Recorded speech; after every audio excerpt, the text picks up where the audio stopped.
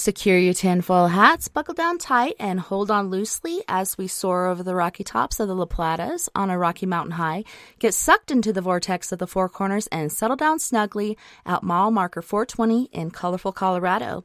It is Saturday, December 4th, Sunday, December 5th for those of you across the pond and beyond. Welcome to We Are Paradox Media's Late Night in the Rockies. I'm so glad you guys can join us this evening. I'm your host, TessaTNT, and I hope you had an awesome week and a rockin' weekend so far. I hope the new year is treating you nice. And thank you so much again for joining us tonight on one of our many outlets. You may also find us on Periscope under TessaTNT, Twitter, Spotify, Apple Podcasts, Google Podcasts, iTunes, iHeartRadio, CastBox, Tumblr, YouTube, SoundCloud, TuneIn Radio, Deezer, as well as Podcast Addict. So tonight I have a treat for all my guys and gals out there. Tonight we will be talking to and getting to know our very own Mr. Jim Morris. Jim Morris lives in the Isles of Lewis, and he's basically from Scotland. Jim has been interested in UFOs since 1959. Jim is not a researcher or investigator, just a UFO nut. So tonight we will be discussing many UFO events and sightings, including the King Cross AFB incident, as well as the F-89C merged with UFO in 1953. There's so many different topics we're going to be talking about. But Jim, welcome to the show. I'm so glad you can hang out with us tonight. I know it's really, really early over there.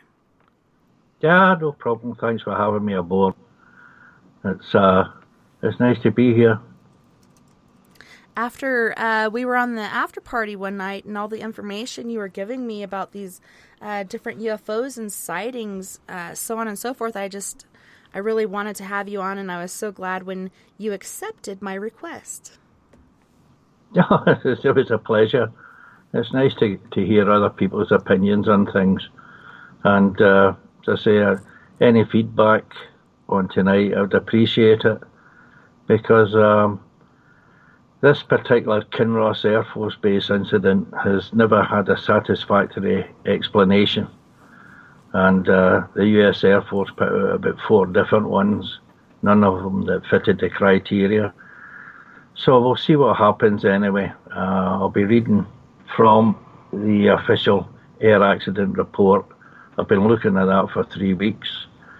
And I checked with the legendary Jan Aldrich, a renowned researcher. He was with NICAP. Was that still the state of play? There's no satisfactory explanation. He says, yeah, it still has status quo. So we'll see what happens. I think it's going to go good. It generally does. And people get nervous when I don't talk to them beforehand and go over things, because I feel like if I ask a question during these pre-talks, I'm going to forget to ask it during the interview, and so I like to keep it kind of fresh. And I tried to look up a lot of the stuff that you gave me that we will be talking about tonight, and I wasn't surprised at a couple of them not coming up whatsoever. Yeah, it's would that be the British Over Air BOAC Stratocruiser? Yep. 1954. Yeah, I've got that one. And Fargo, it's that was a dogfight. It took place between a Mustang, a P-51D, over Fargo, North Dakota in 1948. And again, Blue Book said there's no rational explanation for this, but there might be. So that's the reason why, if it isn't sensational, it tends not to make it on the internet. But these two are mysterious. Something happened, but exactly what was it? And that's what you've got to sit down and do a critical analysis of what people are reporting, what they said they saw, what happened, and that's what makes it so interesting, trying to get to the bottom of things. And as usual with ufology, you end up with a bigger mystery than what you started with. Yeah, you get way more questions in the end than answers, for sure. Mm-hmm. And with this particular fight between a U.S. fighter pilot and a UFO, the government used the same excuse they use today. They explained it as a rapidly maneuvering weather balloon, which weather balloons don't do that. They just float along willy-nilly. They don't move rapidly whatsoever. So I think they need to come up with some new excuses. Yeah, but that one, that's the problem the pilots were having at night time is that particular plane had what they call a bubble canopy to give the pilot better observation. But at night they were reporting that street lights and whatnot were causing reflections inside the cockpit, and it was a distraction basically the pilots were suffering. And with the weather balloon, lighted weather balloon, it's the night that this incident took place, there are very fast moving clouds. So something that's moving slowly with fast moving clouds, you could be easily mistaken, especially if you're in an aircraft. And there were witnesses to what happened at Fargo, people in the control tower. There was a pilot and a passenger on a Piper Cub. Also saw the pilot carrying out aerobatics. He was dogfighting, but the object itself never moved. So they think what it happened is that the problem there was that the bubble canopy was causing the problems. But it's never been resolved as such. And Blue Book, Captain Ed Ruppelt, on it, he said, there's no satisfactory answer for this. A lighted weather balloon, fair enough, it might be. He said, but the other reports that were coming in, pilot of a Thunderbolt, an F-47 Thunderbolt, again with a bubble canopy, he experienced the same thing a couple of nights later in a different location. And the weather conditions were near enough the same. But pilots can, suffer what they call spatial disorientation when they think that the target is actually moving towards them when it isn't. And this bubble canopy only exacerbated that. So whether that's the explanation or not, I don't know. But there's currently Project Blue Book, as I said, there's never been a satisfactory explanation for that at Fargo. Yeah, it's pretty interesting, and I wish I could have looked up the whole Fargo thing, but like I said, I couldn't find it. It kept giving me a screen that said there was an error, and it wouldn't tell me anything about it. So this air fight between the U.S. Navy, it was in 1948, and he was even recorded as saying he's never seen anything like it, and if anyone else had reported such a thing, he would have thought they were crazy. But he witnessed it with his own eyes, so he knows that this actually happened. Yeah, well, some of the pilots, when they reported, this goes in, they were looked on as if there was something wrong with them. And it was the same with civil airline pilots latterly. If they saw a UFO, they wouldn't report it, because in order to discourage the reports that were coming in, they would hand them a wad of forms about 1.5 inches thick, just to get rid of them, where they're going to sit there for about 1.5 hours filling these in. So what happened was the pilots wouldn't report them. But the problem for the Air Force was when their own radar was picking up UFOs and corroborating what the pilot said, then they had to look into it. But they never took, according to Captain Edward Ruppelt, they never took it seriously.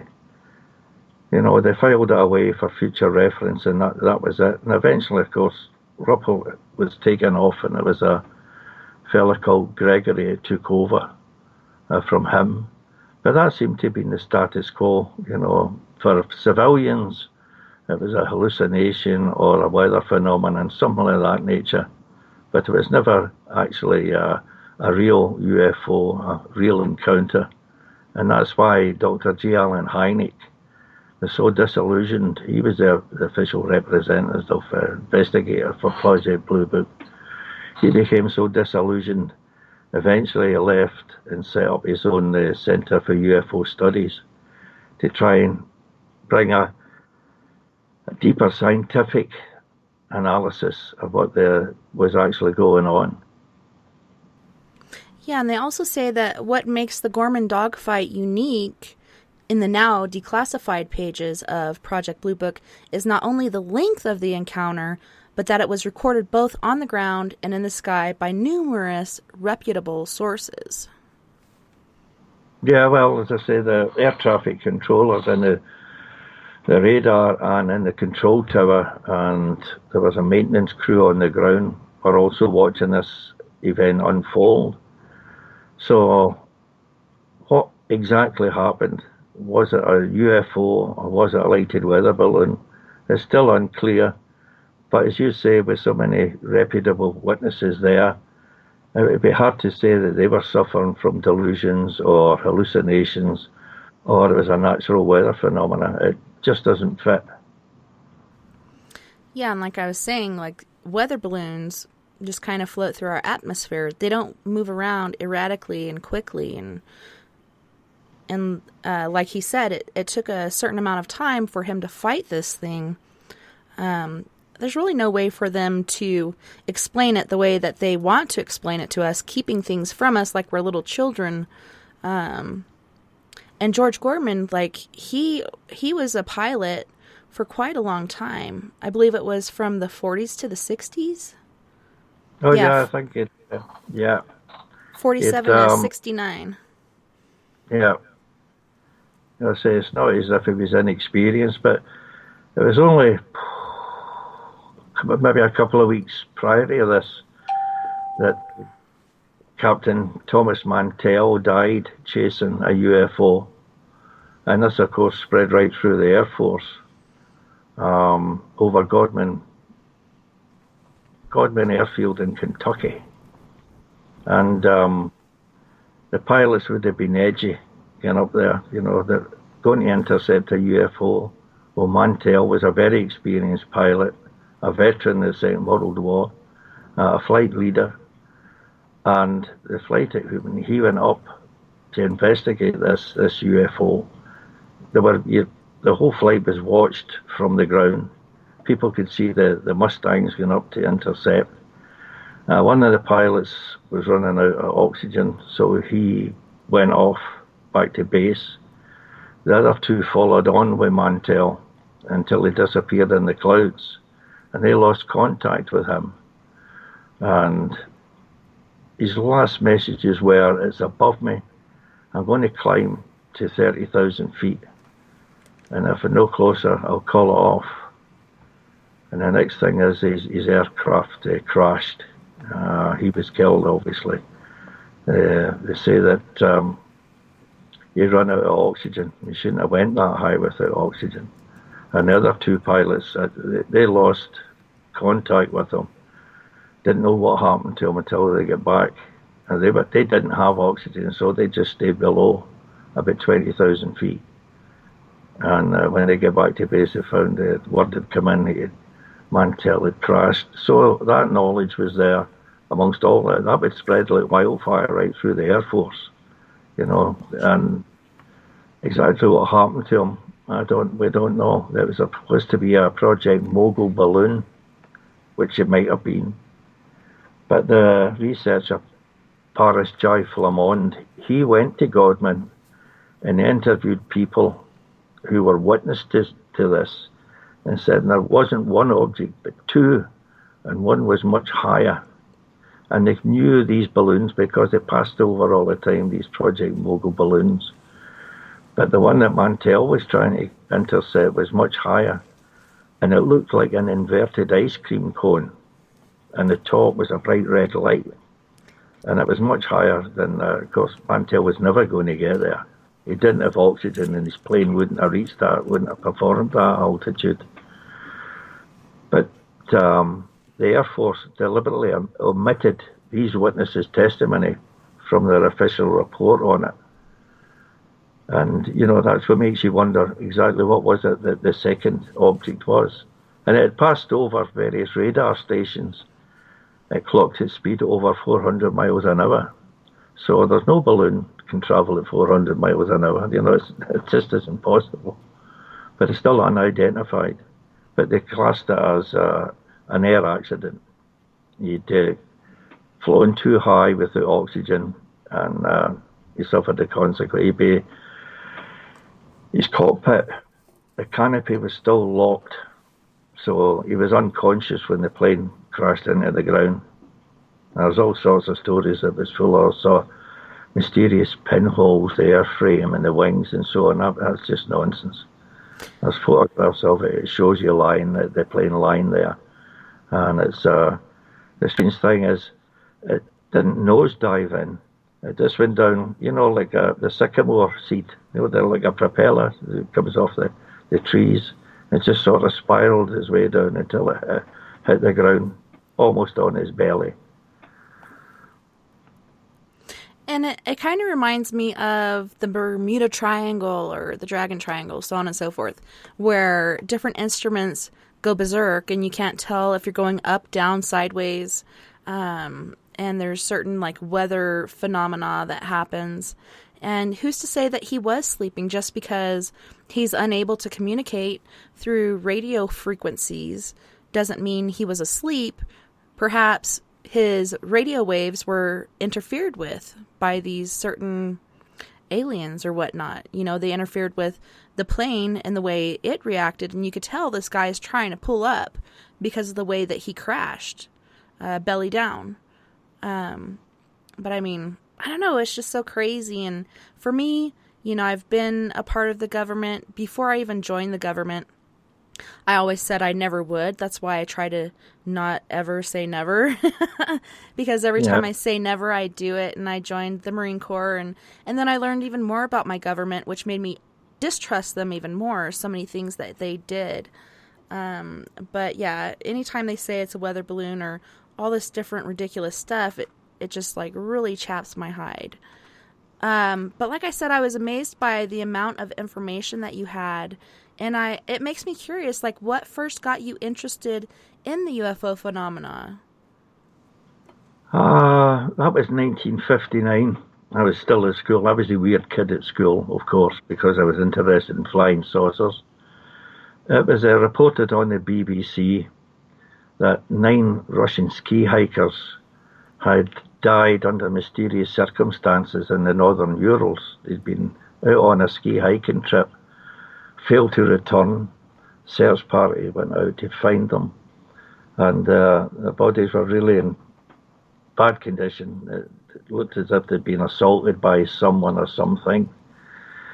Now, at that time, Sverdlovsk was a secret city. That was where they carried out their nuclear weapons training program. And all of the 9 ski hikers were involved in that. And there happened to be an international ladies ice skating championship. So a lot of journalists there from the West. And when it became known that mysterious lights had been seen in the sky, that was reported on the BBC at the time of this, definitely flying saucers. But we never heard anything more about that. And I've never forgotten it. But that's what got me interested in it. My dad would keep the newspapers away if it had anything to do with UFOs.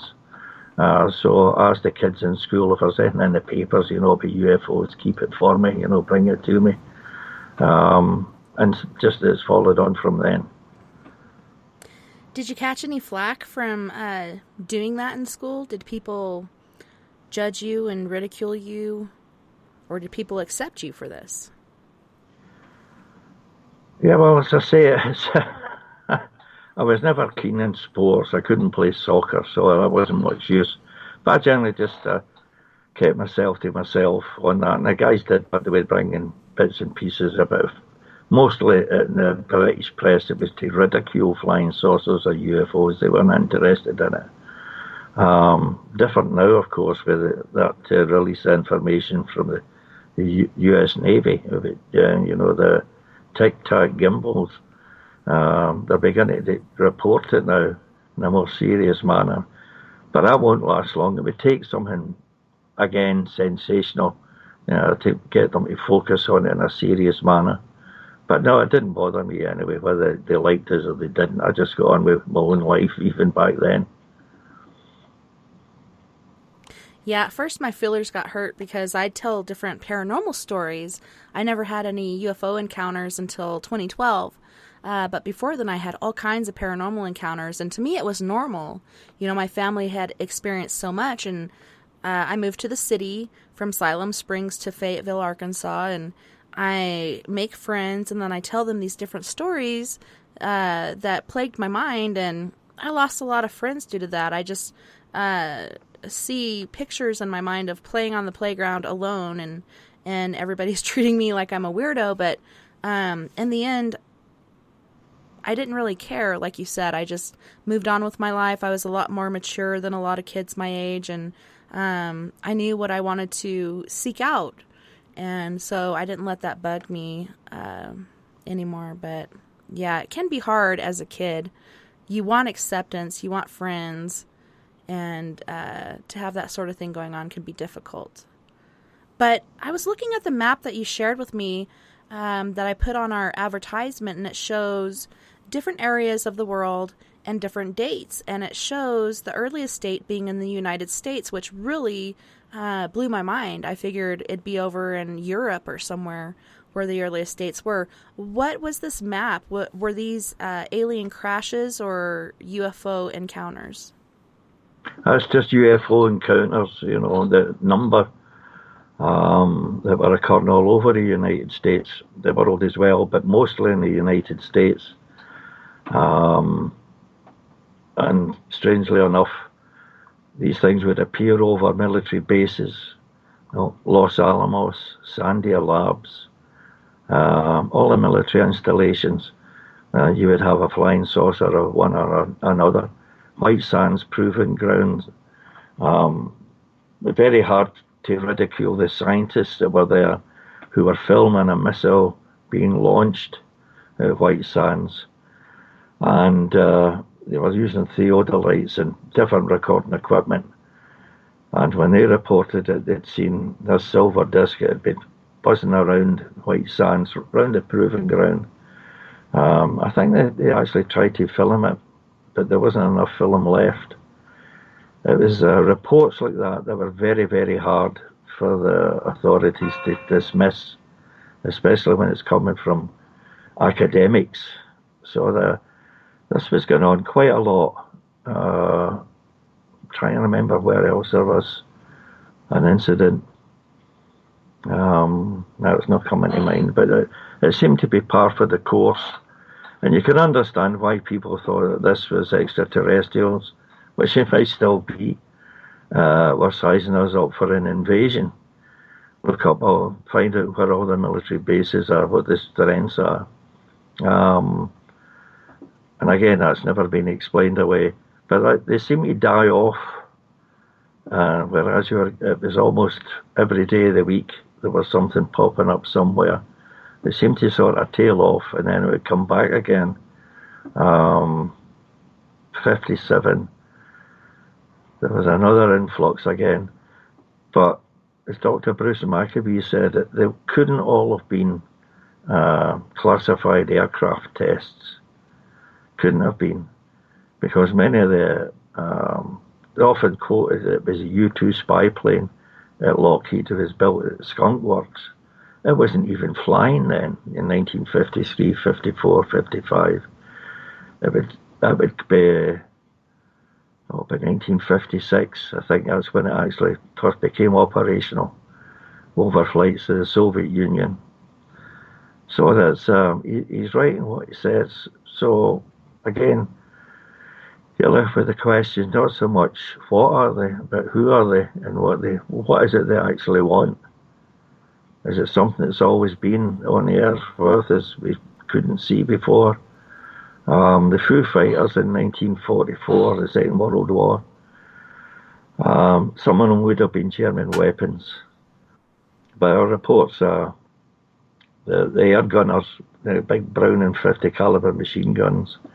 These little bottles of light would come along and fly alongside, and the bullets would just fly straight through them, as if there was nothing there. But these things were flying front and then fly circles around the planes. And a scientist that was analysing this for one of, I think it was Project Sign, Project Grudge, he said that the behaviour of these objects is more like that of animals than machines. So what are they?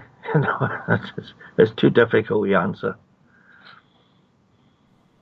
Yeah, it's hard to wrap your mind around, but then we hear different stories about our different leaders and presidents, so on and so forth, meeting with them, making certain agreements, and then keeping things from us, like I said, like we were children. It's pretty strange, and it's hard to decipher between what is truth and what is fiction. Mooney was asking, which UFO UAP case had the most impact on you and why? That's the Kinross Air Force Base incident, November the 23rd, 1953, where, according to the official report of the United States Air Force, an unidentified object absorbed an F-89C fighter. And that's what I've been looking at for the past 3 weeks. I've got the official air accident report, and the initial analysis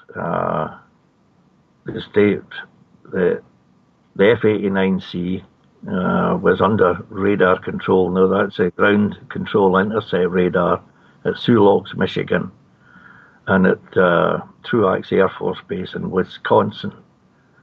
And the pilot was vectored onto this target by the ground control radar. And the last communication that they had from the aircraft was he was in position, and the ground control told him, right, descend from 30,000 feet to 7,000 and we'll vect you on from there. And that's what he did. And he then, when he was at 7,000 feet, the ground GIC told him, your target will be your 11 o'clock position and about approximately 10 miles distant. And shortly thereafter, both blips on the radar screen merged, and only one appeared, and that was the bogey. There was no sign of the F-89 because they identify friend or foe transmission ceased transmitting at that point as well. So the story the Air Force came out with was that it was actually a Royal Canadian Air Force C-47 transport that was 30 miles off course, and the pilot went up and intercepted it, recognised it, and then broke off the intercept. Then his plane crashed for reasons unknown. The thing is, no wreckage of his aircraft was ever found. The following morning, aircraft from both air forces and boats scoured Lake Superior, could find no wreckage of any kind. In fact, no wreckage has ever been found. And if it's at the bottom of Lake Superior, it's got 67 years of sediment lying on top of it. And you would need powerful Navy sonar to find anything. And if it broke up in midair, like the Detroit air crash, it's in that album on Facebook, you see the plane just comes apart. It's catastrophic failure of the platform. It was a bad aircraft. In fact, the Air Force grounded the entire fleet of 194 of these airplanes, and they had to bring a standby from Lockheed, the F-94 Starfire. And these planes cost, I think it was $875,000 each. So you've got an awful lot of scrap metal lying on the ground. It's no use to anybody, and it took them about a year and a half to try to figure out what was wrong. So perhaps, that is what happened. But the Royal Canadian Air Force stated unequivocally that none of their aircraft were ever involved in an incident over Lake Superior at that time and that date. And they several times there were inquiries from NICAP to this, and they get the same response. None of our aircraft were involved. They didn't say an incident didn't take place because the radar operators are going to be watching what was going on there as well. They just simply said that none of their aircraft were involved. So what happened to it? Was it absorbed by a UFO? Was it a classified aircraft from the United States or Canada? They never admitted to anything. To all extension purposes, that is the state of play. A UFO absorbed an F-89, they think, and then it crashed into the sea. There was about 5 different alternative explanations that came out of it, but they really wanted rid of that case. Unfortunately for the Air Force, retired Marine Major Donald Kehoe, he was informed about it, and like a terrier, he wouldn't let go. Excuse me. In fact, there was it must have been two NICAP researchers contacted Kehoe and told him that there was a staff sergeant who radar operator, had said this has happened more than once. And they then asked to speak to, I think it was Major Gregory, who was then in charge of Blue Book, about this specific case. And they said the man's face turned white and he walked out the room and they come back in. He was obviously going to speak to somebody else on the phone. They said, we can't talk about these cases. So there was more than one incident like this. How many, we don't know. I don't think we'll ever know. I don't think they're going to tell us. People think that with the Freedom of Information Act, that the government or whatever agency you're contacting is obliged to tell you, give you every bit of information you're asking for. But they don't need to. And if it's something that really is going to embarrass that agency, they'll just bury it. You know, you pay your $200 and eventually come back and tell you, unfortunately, we can't find her. Possibly it's been deleted. You know, that would be a standard thing. Yeah, and it's funny, like, they're like Freedom of Information Act, and then they give you these papers with a lot of these lines of information marked out in permanent marker where you can't even read what it says in the first place. How is that the Freedom of Information Act? That's, here you go. If you can decipher what this is, good luck. But otherwise, you know, piss off. I mean, it's ridiculous. Yeah. That's basically I've got several of these itself downloaded from the old QFON computer UFO network, and the amount of redacted material is in it's unreal. It's just like a piece of white paper with then a black insert all over it. There's nothing there. You can't read anything. So why bother doing it in the first place? I think it's mostly just to discourage people from inquiring. But you know, many people think that at some point in time there's going to be a disclosure. The problem with that is everybody's worked out for themselves, you know, what it is UFOs are, and that's where they want it to be. And I don't think they're ever going to disclose anything. I think they'll just leave it the way it is. Because if you think about it, there's going to be more questions be asked. You know, you've released this, but why did that happen? You need to tell me a bit more about that. And it would just be an unending stream of information that would have to come from the authorities or whatever agency. And that's something that they really don't want. The military do not like you poking your nose in their business. And that's the way it's always been. And that's the way it's always will be. Yeah, and it's funny, they call it their business when really it's all of our business. Like, we all live here, we all have to, in the end, deal with what's going on in reality. But with the Kinross incident, it says on November 23rd, 1953, a U.S. Air Force F-89C jet fighter interceptor was dispatched from Kinross Air Force Base near Sault Marie, Michigan, to identify an intruder that had appeared on radar. For 30 minutes, the jet raced out over the Lake Superior under guidance from radar operators at a remote station on the Keweenaw Peninsula. Suddenly, the return from the jet merged with that of the bogey it was chasing. The IFF, which is identification, friend or foe, signal from the jet was lost.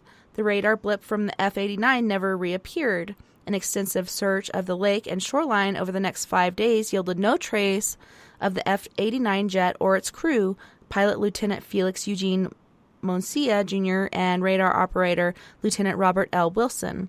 The incident was documented as a UFO encounter throughout the book, The Flying Saucer Conspiracy, written by Major Donald Kehoe and published in 1955.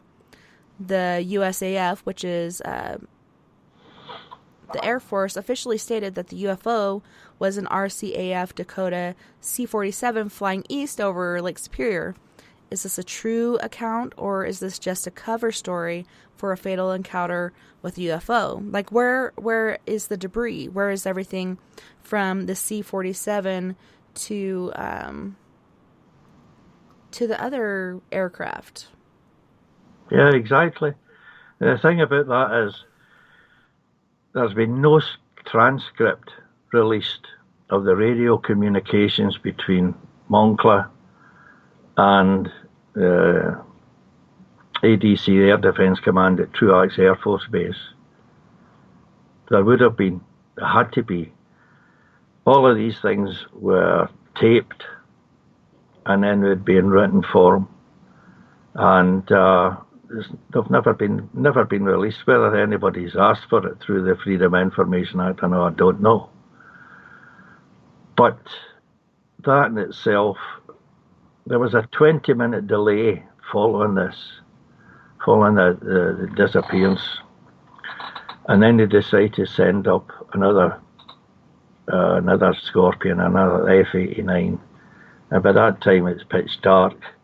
The weather conditions are deteriorating, and the pilot says he can't see anything, but that he thought he heard Moncla say over the radio, "I think we ought," and then static. He thought he heard Moncla say that. Now, Moncla came from Louisiana and a very distinct southern drawl, and the pilot in this search plane was one of in the same flight as Moncla. There were 4 of them there on temporary secondment to Kinross Air Force Base, because the resident squadron were down in Yuma at the gunnery range. And the other 3 aircraft, as I say, one of them was the search plane. But they've never released the radio communications between the F-89C and the ADC at Truax and the GCI at Sioux Locks, Michigan. That's still there. Nobody knows what happened. And that would reveal something. People thought, for some of the researchers, thought that Wilson's radar was inoperative. It wasn't. He was being vectored onto it by the ground control. If he had his radar on, we don't know. As I say, there's so much that's unknown about that. But the Royal Canadian Air Force were quite adamant. They knew where their aircraft was. It was 30 miles away from that incident, and it was under the control of their radar operators. And that's been their standing statement on it.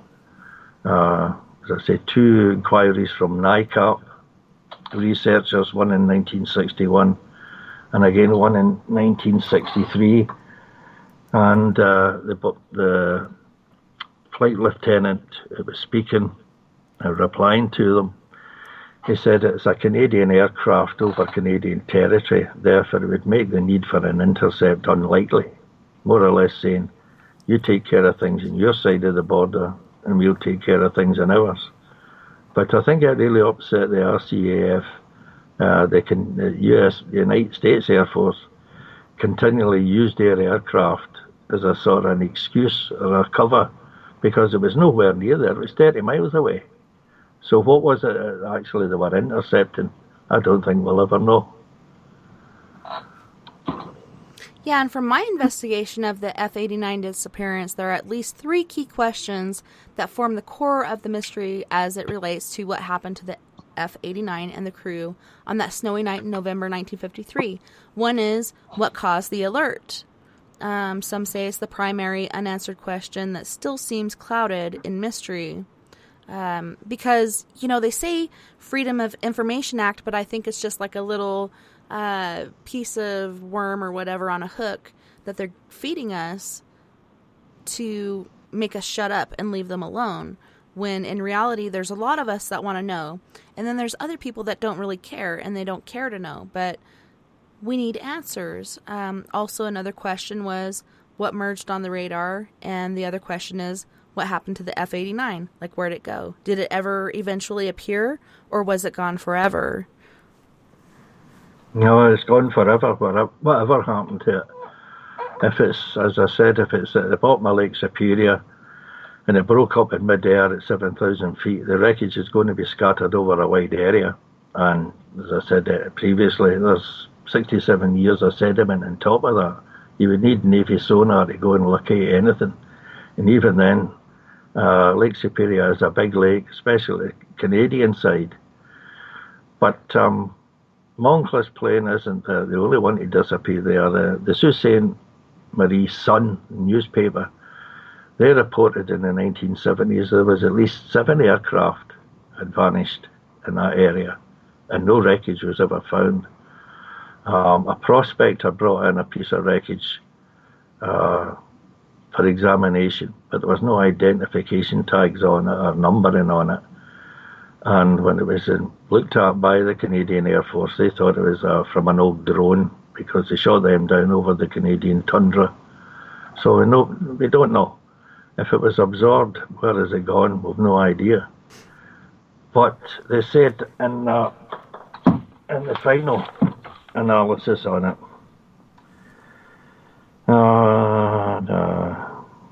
and, there's different reconstructions done, and there's a map, and I think, is that one of the pictures you shared was the F-89 intercept reconstruction? That's that yellow line that's there with the arrowhead on it. That's his flight path. And it's possible. What they say is possible. It intercepted something, then peeled off and fell apart because it was a terrible aircraft. It really should never have been accepted for service. Right. No, it really does. As I said, 194 of them were grounded, and they left the US Air Force with no long-range interceptor, so they had to rely on the Lockheed F-94 Starfire, which was almost as bad, but not quite. So it's if the pilots managed to eject into Lake Superior, they wouldn't last long in winter time. In 3 minutes, and they'd be gone with hypothermia. If somehow they made landfall and ejected, the chances of survival are just about as minimal. But the snow was so heavy there, any sign of wreckage, they wouldn't have seen it. In fact, Vancouver Island in 2013, a logging crew moved into this hillside to clear away trees, obviously, and they found the wreckage of an Avro Anson that had disappeared in 1942, and the remains of the 4 men that were in it, they were given a military funeral. So that had lain there for, 77 years or something, and nobody knew it was there. So if they had come down in the Canadian tundra, it'd be lying there for another 100 years before anybody found it, and even by then it would be by chance. So whether it was just bad luck or what, we don't know. But the whole thing hinges on that communications between the F-89C, Moncla's aircraft, and the Air Defence Command at Truax Air Force Base and the GCI out at Sioux Locks. And that's what that would reveal an awful lot of what happened there. So I was just wondering, do you feel like the Royal Canadian Air Force and the United States Air Force or United States military, were they butting heads on what exactly happened that night? I think the delay of 20 minutes before they sent up the search plane, that was them talking to each other. Is that you guys that's doing this? And nothing to do with us. We thought it was you. Because I think actually was a training exercise going on, because the GCI station out at Sioux Locks had only been in operation for about 6 or 7 months. And I was looking at the maintenance schedule for Moncla's aircraft. It gives the serial number. Aircraft, blah, blah, blah, was given a thorough pre-flight inspection at approximately 0730 on 23rd of November 53. No discrepancies were found during this inspection. Again, Moncla's aircraft was scrambled at 11:45 hours and returned at 12:45 hours. The pirates' remarks on the AF forum were okay. The aircraft was immediately serviced and spot checked for worn tyres, cleared engine intakes, oil hydraulic tank levels, oxygen, nitrogen. All servicing caps and covers were securely replaced, and the aircraft was towed out to the alert hangar where it was returned to number 1 aircraft on 5-minute alerts status. The aircraft was again scrambled at 18:50 hours without encountering any difficulty. Now, I don't have it to hand, but it was 4 aircraft, and Moncla was just one of that flight, and the other 3 aircraft were also engaged in scrambles. So what was it they were scrambling out to intercept? All these Royal Canadian transport planes? Don't think so. I found out from an RAF officer, pilot officer, that you can paint a false image onto radar, a false return, where the blips are there. You go up to intercept it. Their ground control will tell you, intercept, complete, return to base. And I think that's what was going on there. They were carrying out an exercise. They would be evaluating the aircrew's performance and also this new equipment that the United States was installing in all its radar installations to see just how effective it was. You're not going to send it. I mean, these aircraft were very expensive to maintain. They're using fuel. When he took off, when Lieutenant Moncla took off, he had 1 3/4 hours of fuel supply aboard the plane. Then it's got to go into maintenance hangar with the engines. And the engines were bad.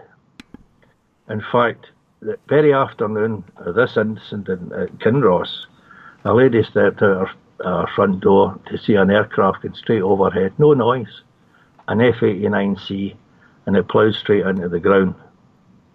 Engine failure. The residents that watched this tragedy said that the crew could have ejected, but they didn't in order to avoid civilian casualties. That's 2 brave men. It was just a death trap of an aircraft. And, basically, they worked at it, Northrop worked at it, trying to get it fixed and so on, and they were still falling out of the sky, still accidents. Eventually, unfortunately for the United States Air National Guard, all the rubbish that they don't want to dump onto the Air National Guard, and that's where it ended up eventually. But, as I say, the key to this is they've never released the radio communication between the aircraft and the ground control stations. If they did that, then it would fill in an awful lot of blanks. I mean, for all we know, Wilson's radar was working, and he would need to reflect his signal off a solid object to get a return. Now, it wasn't Moncla's airplane, it was being painted. It would have been the air defence radars at Truax and out at Sioux Point, Sioux Locks in Michigan. That's where it would have been if they were using a false return. But I don't think it was a false return. They might have been using that through the day, but the exercise had finished, and then at 11 o'clock at night, this thing pops up out of the blue. Then you've had the accident, then you have 20 minutes gap. Was that you guys? Nothing to do. Is the exercise over? I don't think we'll ever find it. Yeah, me neither. And people keep talking about disclosure. I don't know if it'll ever happen. And my husband was saying to me last night as we were watching Ancient Aliens, I think they're doing this so when disclosure actually happens, people can handle it, but not everybody watches that. And, there's always going to be somebody out there when things like this happen that are running around like Chicken Little or a chicken with its head cut off. Well, everybody else is trying to, go in stride and, not freak out about the whole thing. I mean, these guys, aliens, UFOs have been around since the beginning of time. Like, you can see them painted in ancient paintings and in a certain script and on cave walls, so on and so forth. Like, they depicted what they witnessed. But Gnome Drew in the chat room was asking, what about the P-51 Captain Mantell? and the F-104 Starfighter. Hold on one second. I think he said one more thing. Nope, that was it. So he was wondering about those two in this incident. What about the P-51 with Captain Mantell and the F-104 Starfighter? Are those two different things that were a part of that, or is this a totally different subject? No, that's Captain Mantell. I've already explained that. Okay. I don't know anything about the F-104G or F-104 Starfighter, but that was a bad aircraft as well. They built them under license in Germany as the F-104G, and they got the nickname of the Widowmaker because they built 150 of them in Germany, and they had 50 deaths. The ejector seat in it wasn't strong enough, the rocket motor wasn't strong enough to get the pilot clear the very high rudder at the back. So when he ejected, he would just go straight into the rudder of the plane.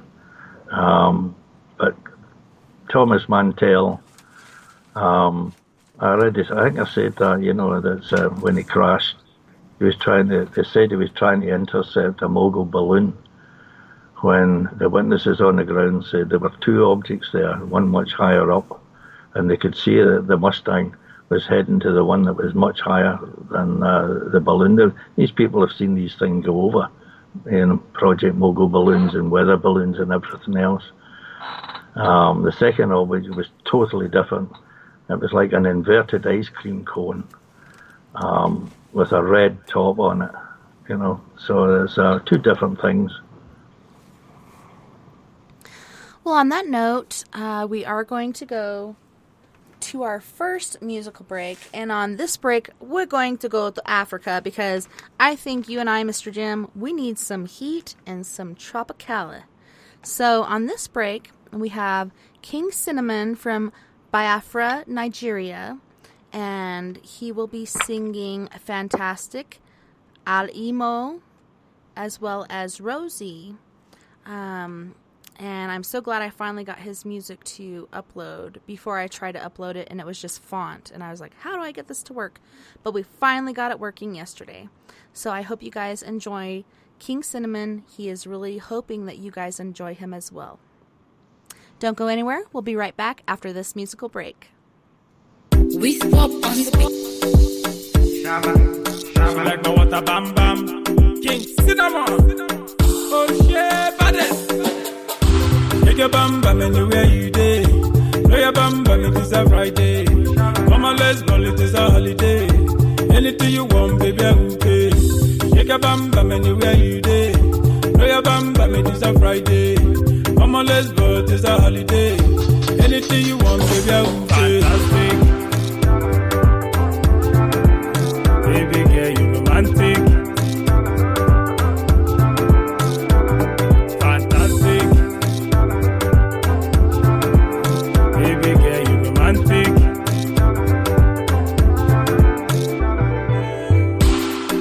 Baby, gather something. Come on closer, baby, gather 19. I know you better, but I am the king. Your backside bigger than Bombay. Baby girl, broncotum. I like the way you want your broncotum. Baby girl, broncotum. I like the way you want your broncotum. Jamaica, Ghana. Shout out to the ladies in Asia, Nigeria, South Africa. Say me love you.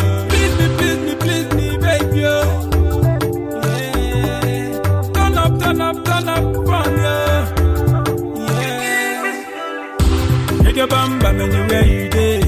Play your bam bam, it is a Friday. Come on, let's go, it is a holiday. Anything you want, baby, I will pay.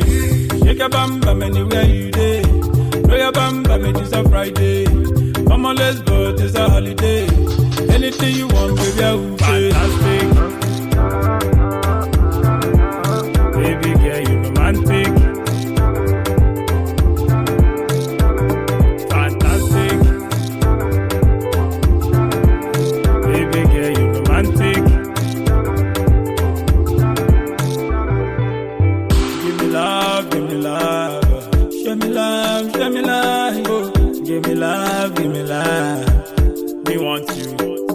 love you. Give me love, give me love. Oh, give me love, give me love. Hey, please me, baby. Oh. Yeah, turn up from you. Yeah, take your bum bum anywhere you day. Throw your bum bum, it is a Friday. Come on, let's go, it is a holiday. Anything you want, baby, I will pay. Shake your bum bum anywhere you day. Throw your bum bum, it is a Friday. Come on, let's go, it is a holiday. Anything you want, baby, I will pay. Fantastic.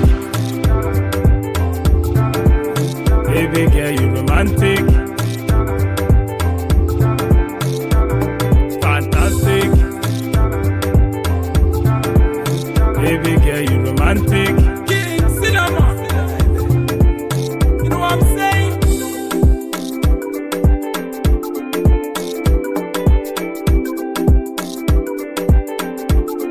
We spot on the mix. Lift it all.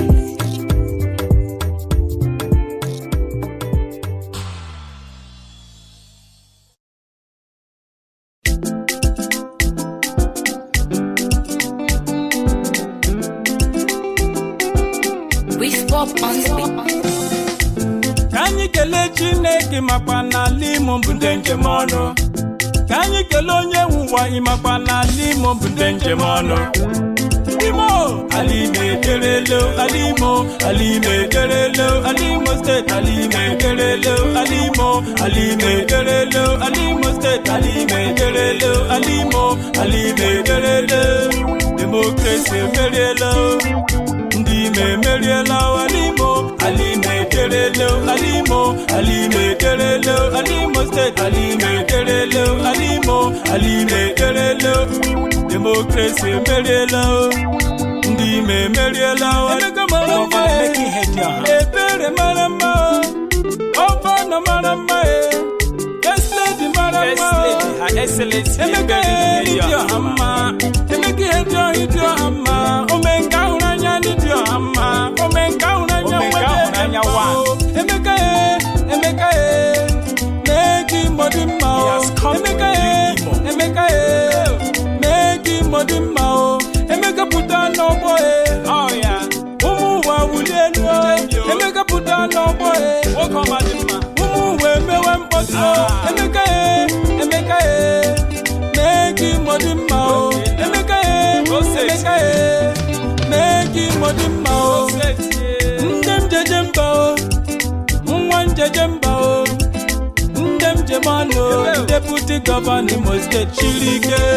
Gerard Ronna Karaka. Wokoma dima porabo Deputy Governor wele tere gima Alukuta tere gima Alimo State tere gima Ala Nigeria mara gima Onye Jemonu Stanley Wamuche Karaka Onye Babamba President Good Life Foundation Shirike President General Senate Group of Companies President General Financial Matter Karaka Alo were tere gima Alambise tere gima Alimo State tere gima Ala Nigeria mara gima Onye Jemonu Franklin Neji Shirike Pepe Arabido Hotels ABC Transport Karaka Alo were tere gima Alambise tere gima Alimo State tere gima Ala Nigeria mara gima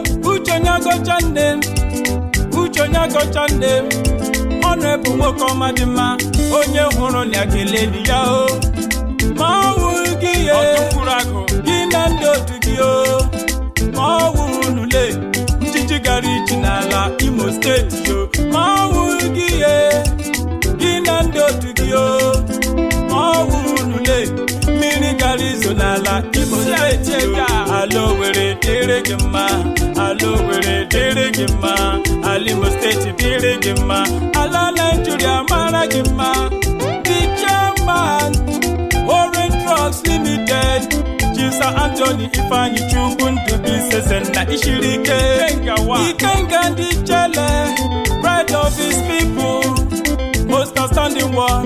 Okoma marama, iborabo. Hello, where it dirigima. Ali Jato dirigima. Ali Mosteti dirigima.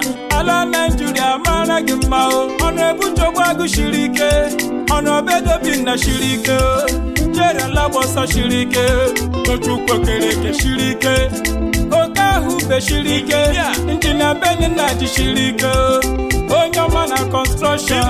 Woko madema ikaraka. Onyo shiwole hebo warani. Dejebu imarama o. Woko mande jemba o. Woko madema ikaraka.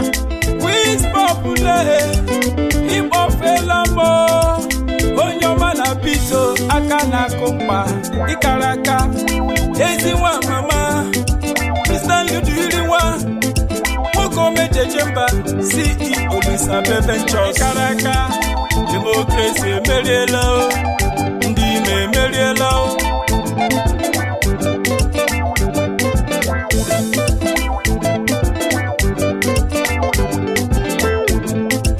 Democracy Merielo. Ndime Merielo. Alime Merielo.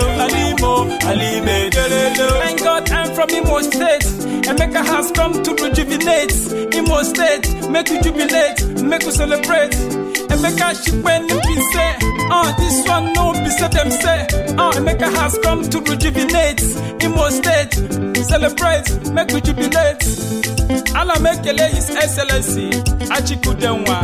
Mekele kwa His Excellency Dr. Hakim. Yemaka Right Honorable BDK. Mekele kwa Right Honorable Jones Oyereri.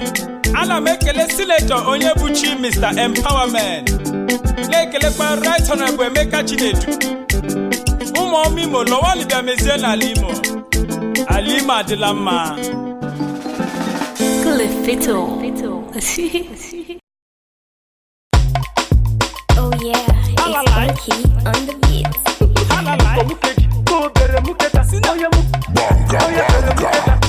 Suck my boobs, you got my body loose. Anytime you talk me, you got me confused. Suck my boobs, you got my body loose. Anytime you talk me, you got me confused. Cinnamon, do it softly. I said you wine your body, eat the sweetie. Make it rock my body, I am feeling horny. Make it touch my body, I am feeling sweetie. Suck my boobs, you got my body loose. Anytime you talk me, you got me confused. Suck my boobs, you got my body loose. Anytime you talk me, you got me confused. All my men they wear out. All my guys they wear out. Imarama Rosie. Imarama Rosie. All my men they wear out. All my guys they wear out. Imarama Rosie. Imarama Rosie. Mukomukeji, go bere muketa. Oya mukomukeji, oya bere muketa. Daddy mu ekon, omo ni pe mukeji. Daddy bere muketa, omo ni fún mi lẹ́yìn. Daddy fisi, omo ni ejo. Daddy saucy, omo ni ejo. Daddy kosi, omo ni ejo. Daddy tohin kosi, omo ni ejo. Daddy and his baby, them dey for corner. Daddy begin the touch and the girl dey holla. Now daddy begin the open the shirt collar. Now something come out. Daddy begin the suck am. Daddy mu ekon, omo ni pe mukeji. Daddy bere muketa, omo ni fún mi lẹ́yìn. Daddy fisi, omo ni ejo. Daddy saucy, omo ni ejo. All my men they wear out. All my guys they wear out. Imarama Rosie. Imarama Rosie. All my men they wear out. All my guys they wear out. Imarama Rosie. Imarama Rosie. Suck my boobs, you got my body loose. Anytime you touch me, you got me confused. Suck my boobs, you got my body loose. Anytime you talk me, you got me confused. Cinnamon, do it softly. I see the wine your body, eat the sweetie. Shake it rock my body, I am feeling horny. Shake it up my body, I am feeling sweetie. Suck my boobs, you got my body loose. Anytime you talk me, you got me confused. Suck my boobs, you got my body loose. Anytime you talk me, you got me confused.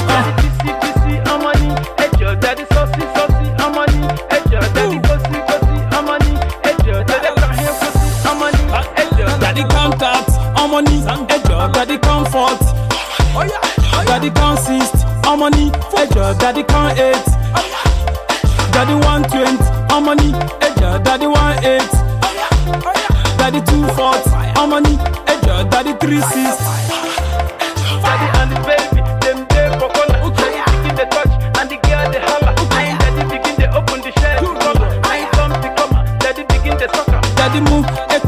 ní pé mú kejì, daddy bẹ̀rẹ̀ mú kẹta, ọmọ ní fún mi lẹ́yìn, daddy fisi, ọmọ ní ẹjọ́, daddy sọ́sí, ọmọ ní ẹjọ́.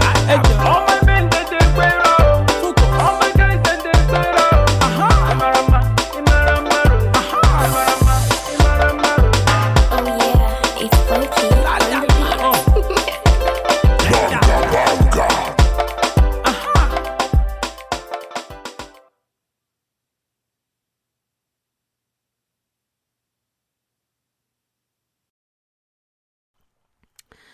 Thank you guys so much for tuning in tonight to We Are Paradox Media's Late Night in the Rockies. Tonight we are joined by our very own Jim Morris from Scotland. Man, and to me it's like such a magical place, especially after talking to you, Jim, and you were saying that you guys have not only one Stonehenge, but 3 of your own that date back long before the period that they dated it in the first place. Yeah, older than Stonehenge. Unfortunately, we only have the one at Carinish left, and that was totally buried. I mean, you couldn't see the stones at all, and just the tops of them. And it was the locals that actually dug the peat around that and dug down and got them out. And as to where you can go and see it now, is you've got a Stonehenge there, but the other one is about 2 miles away from here. It's just a single menor, just a single stone that's left. And the other one over at the far side of the island, I think what they did was they demolished it to build houses with or something, because there's very little of that left. Yeah, it's a big attraction for the tourists. And it was University of Edinburgh, I think, or Birmingham. They studied the ground around Carinish standing stones, and when lightning strikes, it leaves a trace in the rock, and they found an awful lot of lightning strikes around that, and they don't know whether that was why they chose that place. You know, something coming from the sky, it must be a good place to build it. Very, very strange, but it's basically, it was just for plotting the seasons, planting, growing. You know, how long have we got? When does the sun go in the solstice and whatnot? It's in there. The same with Stonehenge. They came from the stone for Stonehenge down in Salisbury. That came from Wales, and they often wondered how they got to drag the stones all that way. Well, they didn't, because there was a lake there at that time, so they just built rafts and sailed it across. You know, they're not that stupid. You know, this thing about our ancestors being thick, you know, I don't think so. Needing help from all sorts of people. But yeah, it's they're majestic when you go there and you see the sun coming through there. You know, you feel as if you're stepping back in time, if you understand what I mean. Yeah, it's interesting. So do these line up with ley lines? Probably. I don't know for sure. Generally, they built them that way, but that seems to be a bit different with these lightning strikes that have been recorded. It must have meant something to them. If you see lightning repeatedly striking on the same area, you know, that's a sign from the sky gods or whatever you've got. The ley lines themselves, I'm really not too sure about that. I don't know. There used to be a fella down in England, he had a website where he recorded all the ley lines, and he noticed the track an awful lot of UFOs were following the ley lines. I don't know if his web's still on the go or not, but that was certainly something that was interesting. Going from one end of Britain to the other, crisscrossing. So in our chat room over on Periscope, let's see. Jimmy said there are many stories about Stonehenge. Do you have any stories about the Stonehenge or Stonehenges there in Scotland? No, but I'll tell you, Jimmy, in 1990, Agriculture and Fisheries here were carrying out a sonar probe on just how many fish were in Loch Ness. And believe it or not, 800 feet down, there is 2 stone circles, a henge. Now, it was supposed to be that, the Loch Ness filled with water from the Ice Age and so on. Well, if that is the case, that must mean that the Stonehenge was built before the ice melted, and the ice couldn't have been as bad as what they were making it.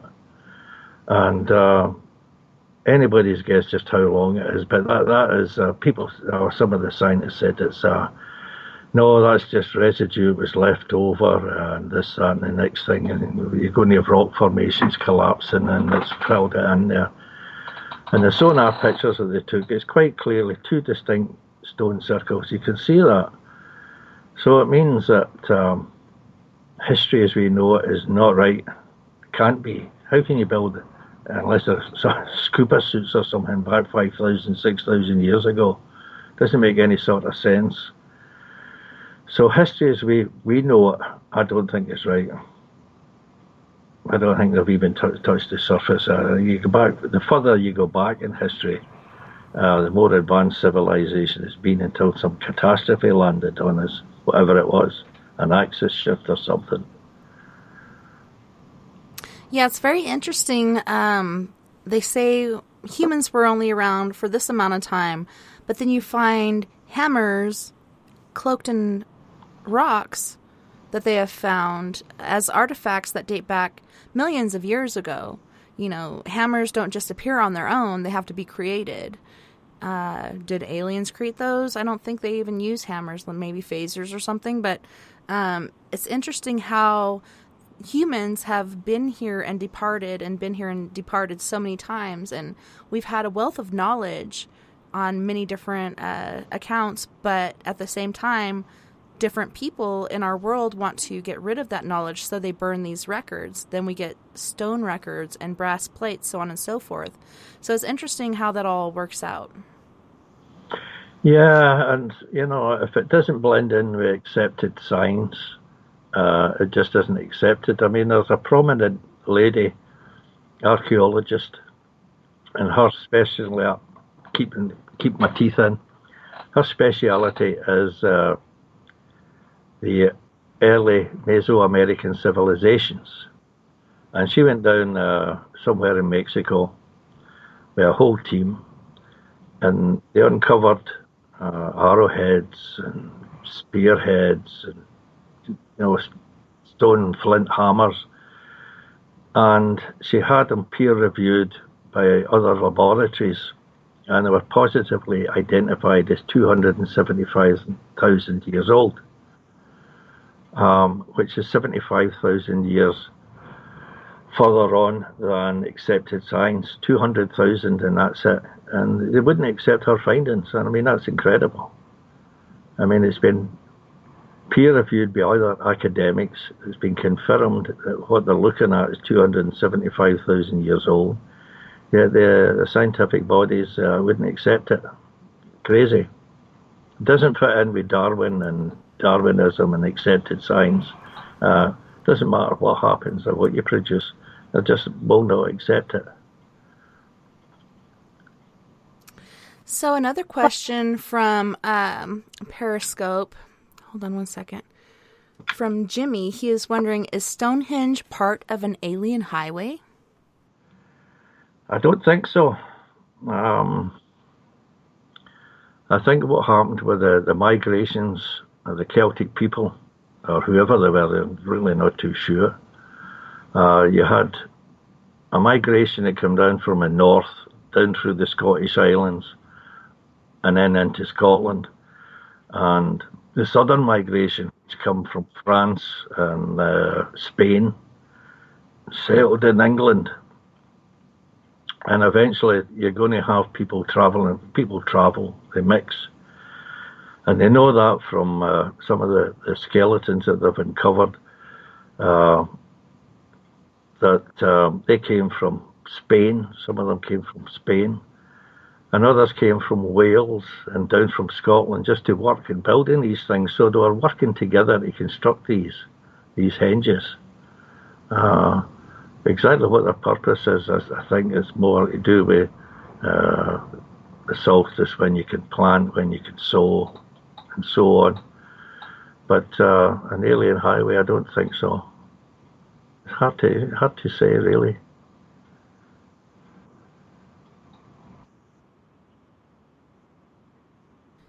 So what you're saying is that Stonehenge is basically like an old farmer's almanac?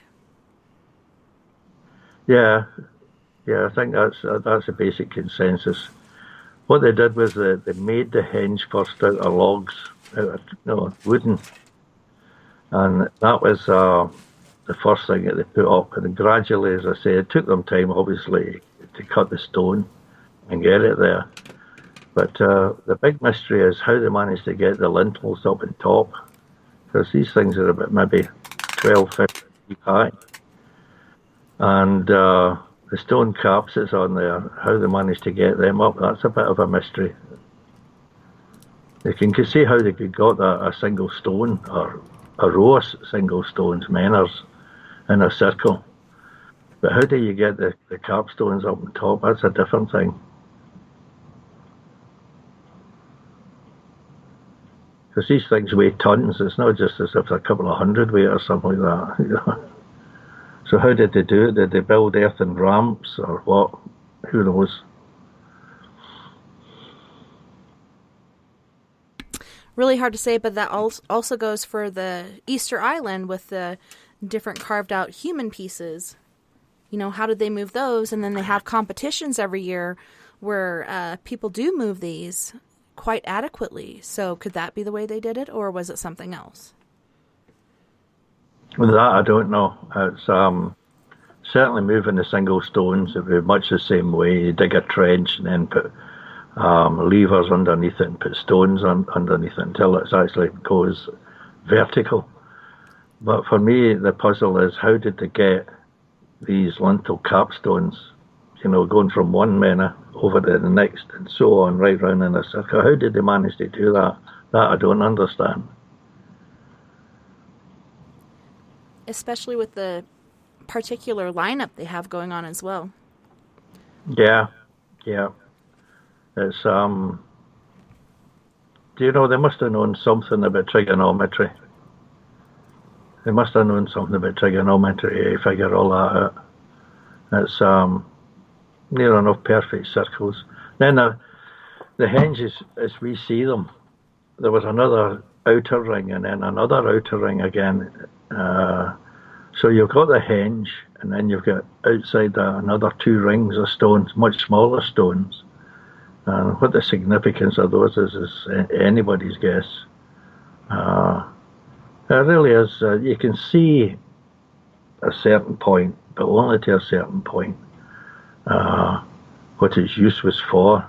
Okay, it's just for the solstice and the growing seasons. But what were the other two rings for? What did they signify? That's something they still haven't figured out yet. So many questions on this planet, and so many people are just dead set on exploring space when we haven't even explored all the corners of our Earth. There's so much on our planet that is still yet to be discovered, so many mysteries to be unraveled, and it's just kind of mind-bending. Yeah, well, somebody made a remark. We know more about what the surface of Mars is like than we know about what's in the seas and the oceans and the seabeds. Then again, you get a survey vessel to go out, trying to see what kind of fish is there, and they're pulling up creatures that never existed before. So we know more about the surface of Mars than actually we know about the bottoms of the oceans. I mean, the Marianas Trench, they sent down a sounding device, and it had lights on it as well, and obviously cameras, but the cameras failed. But it got so far down, I think it's about 20,000 feet, something like that, and it stopped abruptly.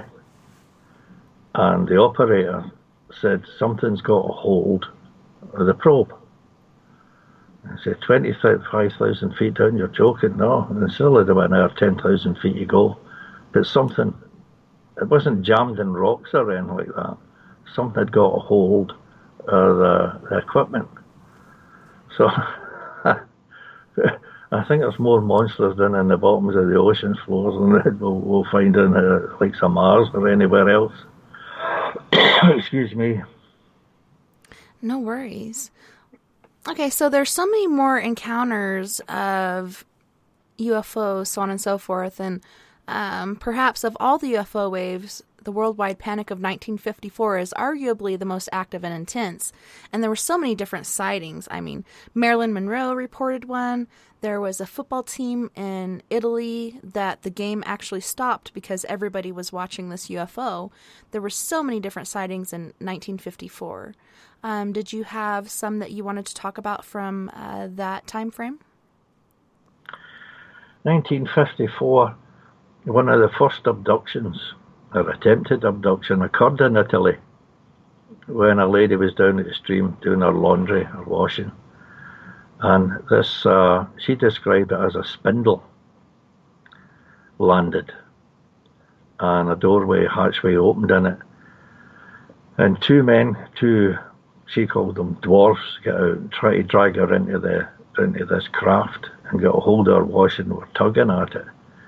And of course, when she went back and told people about this, she was ridiculed.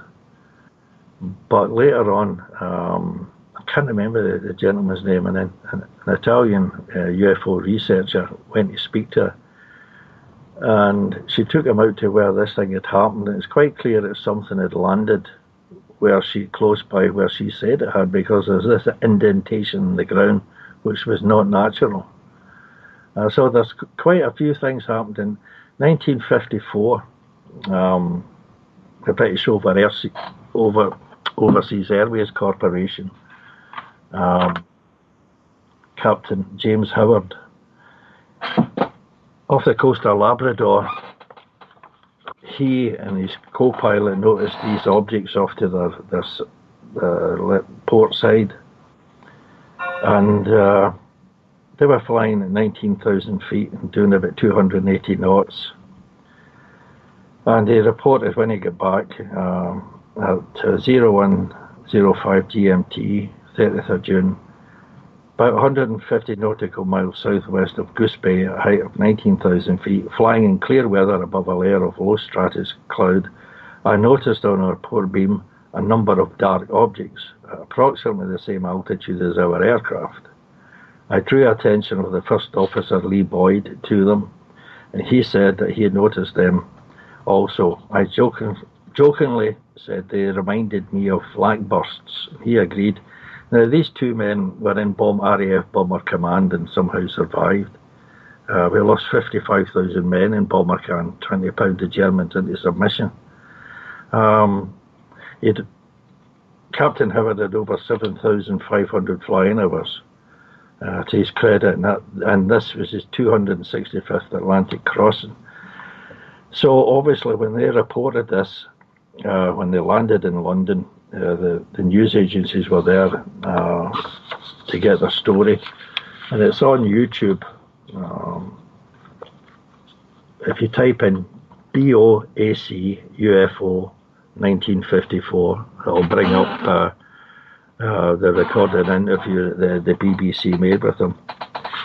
Regarding the objects, he said, the shape of the large one continually changed, but its position relative to us did not, always about 90 degrees to port.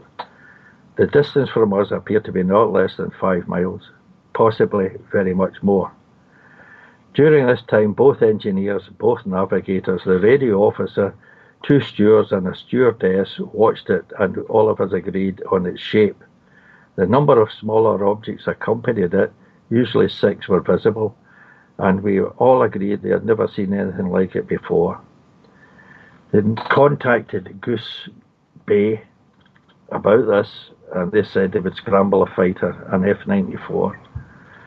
The fighter reported that he was approaching us, and the objects immediately began to grow indistinct until only one was visible. This grew smaller and finally disappeared. 01:23 GMT. Still the same bearing on it as I reported to the fighter, which directed to head for them and then commenced descent to Goose, landing at 01:45. A US Air Force intelligence officer met us and we gave him the story. I spoke to fighter control and he said he had picked us up at 01:13 GMT when we had the object in sight, but had nothing else on this screen but us. So that's strange. People thought they were seeing a mirage. Now you're going to see a mirage at 19,000 feet, and it followed them for 10 minutes, kept pace with them for 10 minutes. The smaller ones were just dots, no lights were seen, just black silhouettes. The visibility at this altitude was unlimited with no cloud other than low overcasts. The sun had just set. A large flock of birds might explain it if they were birds that could fly at a true speed of 238 knots at 19,000 feet, formatting on a Boeing for about 80 miles. So again, when the fighter approached, the 6 smaller objects dodged about either in front or behind the parent object. They all faded away rapidly when the Saberjet fighter contacted us. First Officer Lee Boyd, another former wartime squadron leader, was quoted by the Daily Express reporter, "It was the greatest thrill of my life. I'm willing to swear that what we saw was something solid, something maneuverable, and something that was being controlled intelligently." So that's the passenger that has seen it is all gone as well. But because of its size and its distance, Captain Howard said if it was at 5 miles distance from us, it would have been the size of an aircraft carrier. If at 8 miles, it would have been the size of a multi-story building. And the smaller objects, when the fighter was approaching, they merged in with the larger one, and the larger one disappeared very quickly. The fighter, when it got there, was too late. He didn't see anything. And Gooseface scrambled up another fighter. Our fellow was running out of fuel, so he returned. But by that time, there was nothing there for them to see. So there's an awful lot of reports when Captain Howard was making his return back to the States. He spoke to some of the air traffic controllers who said, there's been an awful lot of activity out off that coast. We've been watching them quite often. But whether it was the same as Howard and the rest of his crew had seen or not, he didn't say. But I looked at Project Blue Book files for unidentifieds, and there's quite a few there that were military in nature, and they were all in that Labrador region, Nova Scotia, or in about that neck of the woods. So it makes you wonder. A friend of mine, she said, I wonder if that's a portal of some kind there. Because they disappeared very, very quickly. I said, well, who knows? We don't know. But certainly there, when you get qualified people, such as Captain Howard and his crew, and military radar operators, and fighter pilots reporting these things, you can't just dismiss it as hallucinations or mirages. I mean, whoever heard of a mirage at 19,000 feet travelling at 230 knots? And it really does beg a belief. You think by this time there could be something a bit more constructive. But that's the merged objects. There were quite a few of those, as I said earlier, in the big flap of 52. It's mostly, there wasn't a larger one like a mothership or something like a cigar. The cigars were seen often enough. In fact, I think there was about 6 different locations, one over the United States. And you can quite clearly see it's not a Zeppelin or an airship. What it is it's basically just like a long tube. If you've seen that woodcut in Nuremberg, where this incredible event took place, where you had orbs and globes and spears, huge tubes emitting little globes coming out of them, and the globes fought each other and collapsed into the ground, turned into steam. That was described by somebody as what they call sundog, some sundog. I mean, nobody could imagine that. And certainly with Nuremberg at that time, they're a prosperous city. The burghers did not need to invent something like that to get more trade. They withstood sieges because of these crazy religious wars going on in Europe at that time. And even then, they still thrived. So why would anybody dream something like that up? And many of it, since then, they've looked at this woodcut, Nuremberg 1561, and they're saying, well, that's what we saw, you know. We saw this big long tube and all these wee things coming out, and they were whizzing about all over the place. Then they all merged together and disappeared. So you can't discount that. You can't discount anything, basically. We really just don't know. That's part of the mystery. They said it's an enigma within an enigma, you know, and that's the way that it is. I don't think we'll ever get to the bottom of it. Yeah, it's insane the different things that are there. And not too long ago, different people spotted a hole in a mountain where aircraft are thought to fly in, like UFOs and such. And then not too long after, when you look on Google Maps and such, where you see this on the computer, it's been covered up. And then, again, we have this, looks like a cigar-shaped UFO that crash-landed against the base of a mountain and then slid several hundred feet or thousands of feet and came to a rest. And people spotted this due to Google Maps, so on and so forth. And, of course, the government is saying, oh, it's just a piece that fell off of the mountain. But you can see where it crash-landed, like the very first spot that it hit, the way that things just, like, busted out from there. And then you see the line in which it coasted for the longest time. And this thing looked a lot like the asteroid that was not too long ago spotted that was going past our planet. And they're saying out of all the different shapes of UFOs, this is, you know, the best shape or the best way to have a UFO. Find an asteroid, put your ship on it, and then sail through, you know, the cosmos. Yeah, there's a recent suggestion by an astronomer down south. I think it was in England. Of course, it might have been with SETI. Is that if you're going to have communications, what to do is to stick probes onto asteroids, because the asteroid belt, you know, it circles our solar system, and you could link up that way. But it was, I think, it was an Australian physicist, Ronald Bracewell. In 1960, you know, the United States and the Soviet Union were launching satellites and probes here, there, and everywhere. Soviet Union trying to launch 9 different probes towards Mars, and none of them made it off the ground. And this got Bracewell thinking, well, suppose a higher technology, civilization than ours, more advanced technology, what would they do? How would they go about finding another home to live?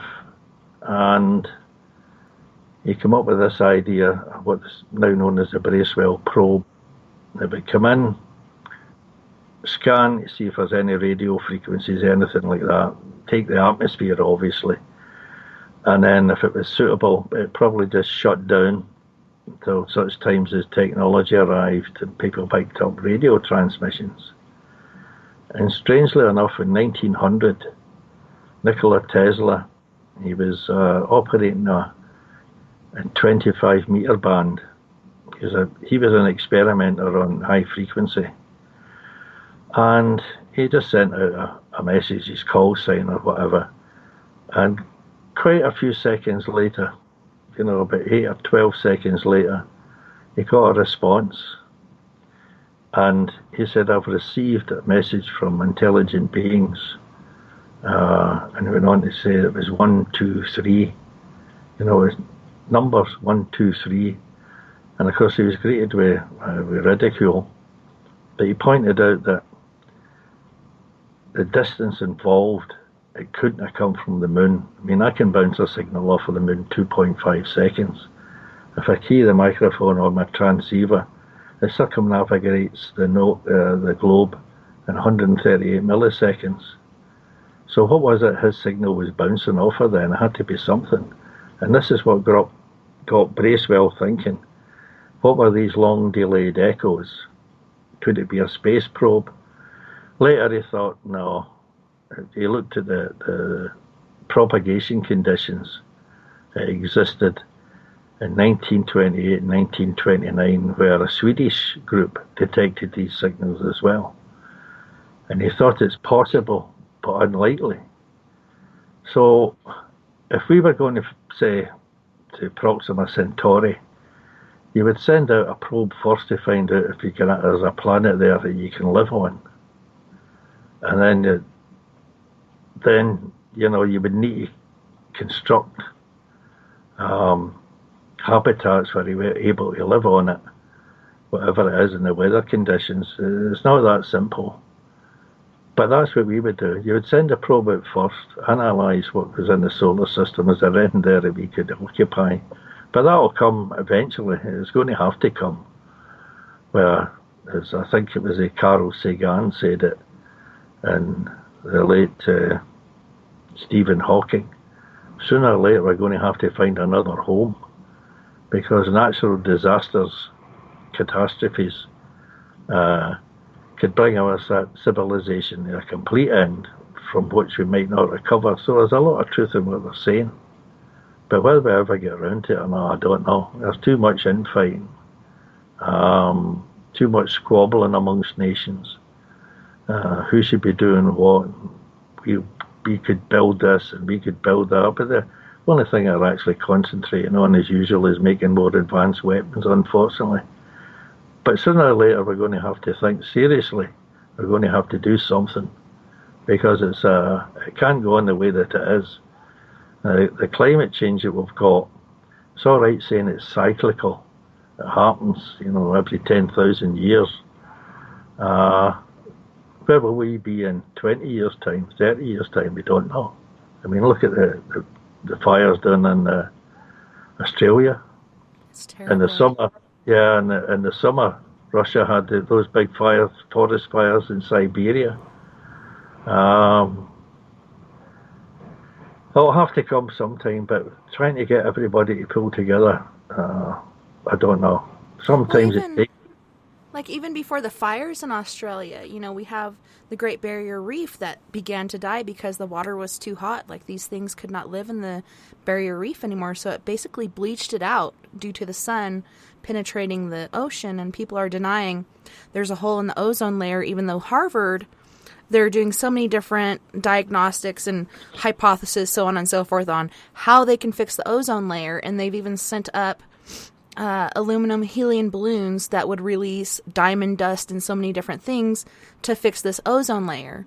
And the funny thing about that is, if you put too much, then it causes catastrophic natural disasters on Earth, like tornadoes, hurricanes, so on and so forth. And we've had really bad hurricanes and tornadoes for the past several years. If you put too little, it doesn't do enough. So you got to get the exact right schematic for this to work. Yeah, and that's, as you said, if they get it wrong, you know, that's where it all falls apart, all goes pear-shaped, as we say here in the UK. It's just gone, you've lost it. The ozone layer, the CFCs that they blamed a great deal for that, for causing that deterioration.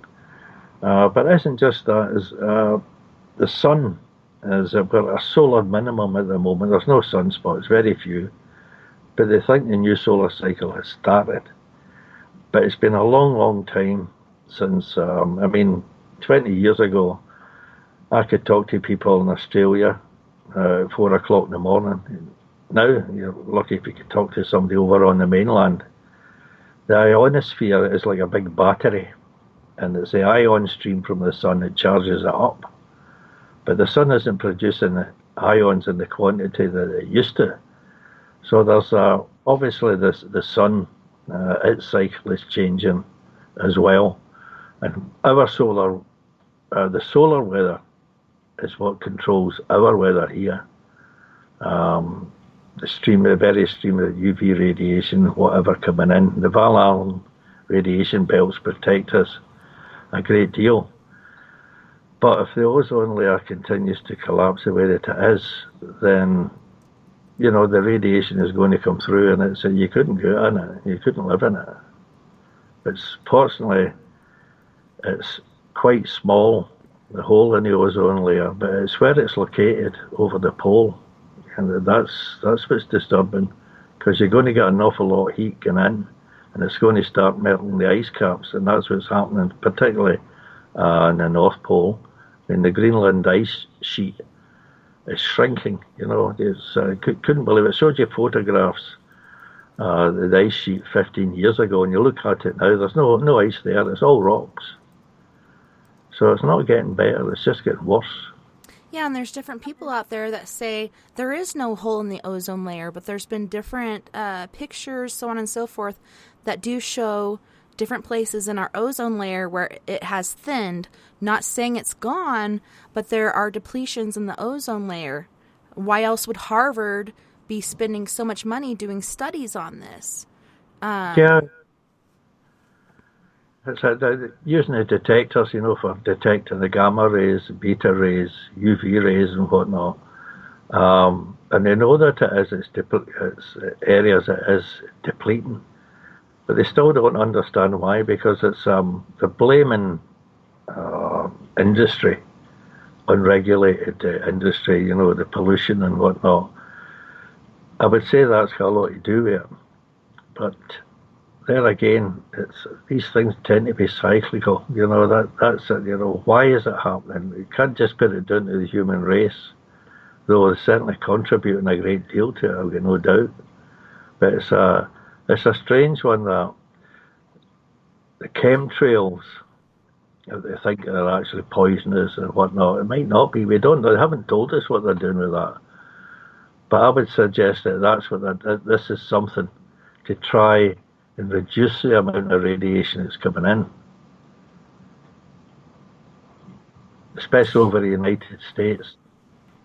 And it's funny, I think it's not only, the natural way of things happening every so many thousands of years. There's global warming and global cooling, so on and so forth. But I do believe that mankind has had an impact on what's going on in the world. Because so many people, with Tesla, we were talking about him earlier, and he's like my number one hero, not because his name sounds like mine, but because he was so amazing and all the different messages he was receiving from where, we don't know. It could have been alien interaction through his dreams, through the dream realm, so on and so forth. But he had free energy for all of us. We didn't have to use these coal plants or nuclear plants, so on and so forth. We would have had free energy. But then we have his counterpart come in and take over due to the almighty dollar. We can charge for this. We can charge everybody for their electricity, their energy. And it's just ridiculous. It's gone out of control. Even today still, people are signing off, and I'm not going to name names, even though it almost slipped out. But, they're letting things go because they're making money off of it. They don't care about what's going to happen in the future because they're not going to be here. And they can really give a damn less what happens in the future because they're not going to be here. But our children and our children's children have to deal with what we're putting out there today. And I do think that the different pollutants we're putting out there and the different things we're doing, putting out this footprint on our world, actually does affect what's going to happen in the future. And it's pretty shallow to think it doesn't. And yeah. Jason's also saying that the ozone heals itself. It does in a certain way, but when you have that impact of not only nature, but humans affecting it, it's hard for it to heal itself. And that's why Harvard stepped in to try to fix this whole thing. Yeah, and the thing that I mean, it's people that are green conscious here, and I don't know like it is in the States, but the Green Party here thinks that nuclear energy is clean. Now, how they ever work that out, I do not know, because I worked in a nuclear power station for about 10 years, and the spent fuel is taken to a processing plant, and the plutonium, obviously for nuclear weapons, is taken off the spent fuel. The spent fuel is then carted off to these disused mines in Sweden, iron ore mines, where they'll get these big cooling ponds. And it's just stored in there for about 30,000 years or something. So that's, as you say, well, 30,000 years' time, we'll all be gone anyway, so what difference does it make? But sometimes it doesn't work that way. Look at Fukushima. I mean, whoever designed that power station should have been shot. Putting the cooling pond directly above the reactors, I mean, that's suicidal. That thing's leaking, I think it's over 200 or 300 tons of highly irradiated water every day. And the fish there that are being caught, they're covered in tumours, they're dying. The seaweeds and different things that's down the ocean floor, they're all gone. I mean, they're polluted the whole of the Pacific. And it's not going to get better. They're actually, the Japanese government is trying to get, from International Atomic Energy Authority, trying to get permission to release even more water per day. Madness. Well, even before the whole earthquake happened, which caused the earth to shift not 10 degrees, but 10%. Because I think 10 degrees is more than 10%. It was a small shift. And I remember that night, we had snowdrifts, everything, and all of a sudden, the crickets woke up. And it was so strange. The crickets should not have woke up until spring. But, okay, so we had the whole earthquake happen, the Fukushima thing happened, but even before that, the deposits that Fukushima was depositing on the mountain right behind it, the melt-off was causing nuclear radiation to go into the ocean. But once the reactors and everything went bad, and there was a crack and so on and so forth, that caused even more radiation to go into our ocean. So the government and the FDA, so on and so forth, have had a certain percent that's healthy for us to ingest. How is nuclear waste healthy to ingest at all? There should not be a percent that is okay. But they're like, okay, this percentage is okay. But then all of a sudden we have this crack in Fukushima, and all this stuff is melding out and going into our oceans and going through currents and coming across the sea. When I went to California, I didn't even want to go into the ocean this last summer. Not that I'm worried about growing an extra foot, because I'm already, a human, and I'm not worried about my development as far as that goes. Growing an extra foot, that would be nice if I could grow an extra foot taller, but an extra foot on my leg, that'd be different. But anyways, it's insane. And there's even been shown pictures of fish and dolphins and other things like sea life in this ocean reacting to the Fukushima leak that have extra eyes and different tumors and stuff growing on them. And it's just crazy. We're eating stuff out of this ocean. We're swimming and surfing and doing other things in this ocean. And my husband thought I was overreacting, but I'm serious. This is not a joke. There's actually radiation in the Pacific Ocean. It's insane. Yeah, and that's some of the stores here in the UK, they no longer stock Pacific caught salmon. If I was going to get a tin of salmon, I would make sure it's North Atlantic. But, you've got to look at it, the currents, the ocean's currents, it's going to end up here at some point in time. It's not just going to be localised in the Pacific, it's going to start circling the globe. And I don't see any way they've got around that. I don't know what they can actually do with that. How they could seal it, how they could stop it, I really don't know. When Chernobyl went up, they dropped sand on their helicopter to drop load after load after load of sand and onto the top of the reactor. And that's helped to curtail it a bit. But the unfortunate thing is, I think there's about 300 people died. The helicopter pilots all died. Everyone that was flying them. They all died of cancer in a very short space of time. It's so how, and they've built some great big cover over these damaged reactors in Chernobyl. But the fella says it's not strong enough and it's already beginning to fall apart. So they constructed another one that they're trying to move into place. But as I said, anybody that thinks that nuclear energy is a good thing, well, you're wrong. It is so very wrong. And you can't get rid of it except for to bury it. But that doesn't do any good either because it's eventually going to corrode and leak into the earth anyways, get into your water, so on and so forth. Like, there is no good way to deal with this.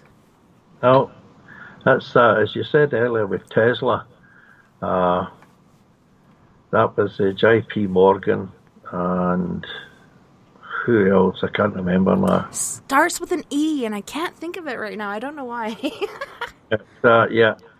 It's, no, don't do that. I mean, it's free energy, no, and that was the reason why that was curtailed. And people still didn't believe that he had created free energy or had the means to use free energy, Earth's natural energy. And if anybody could invent a time machine or teleportation, it would have been Tesla.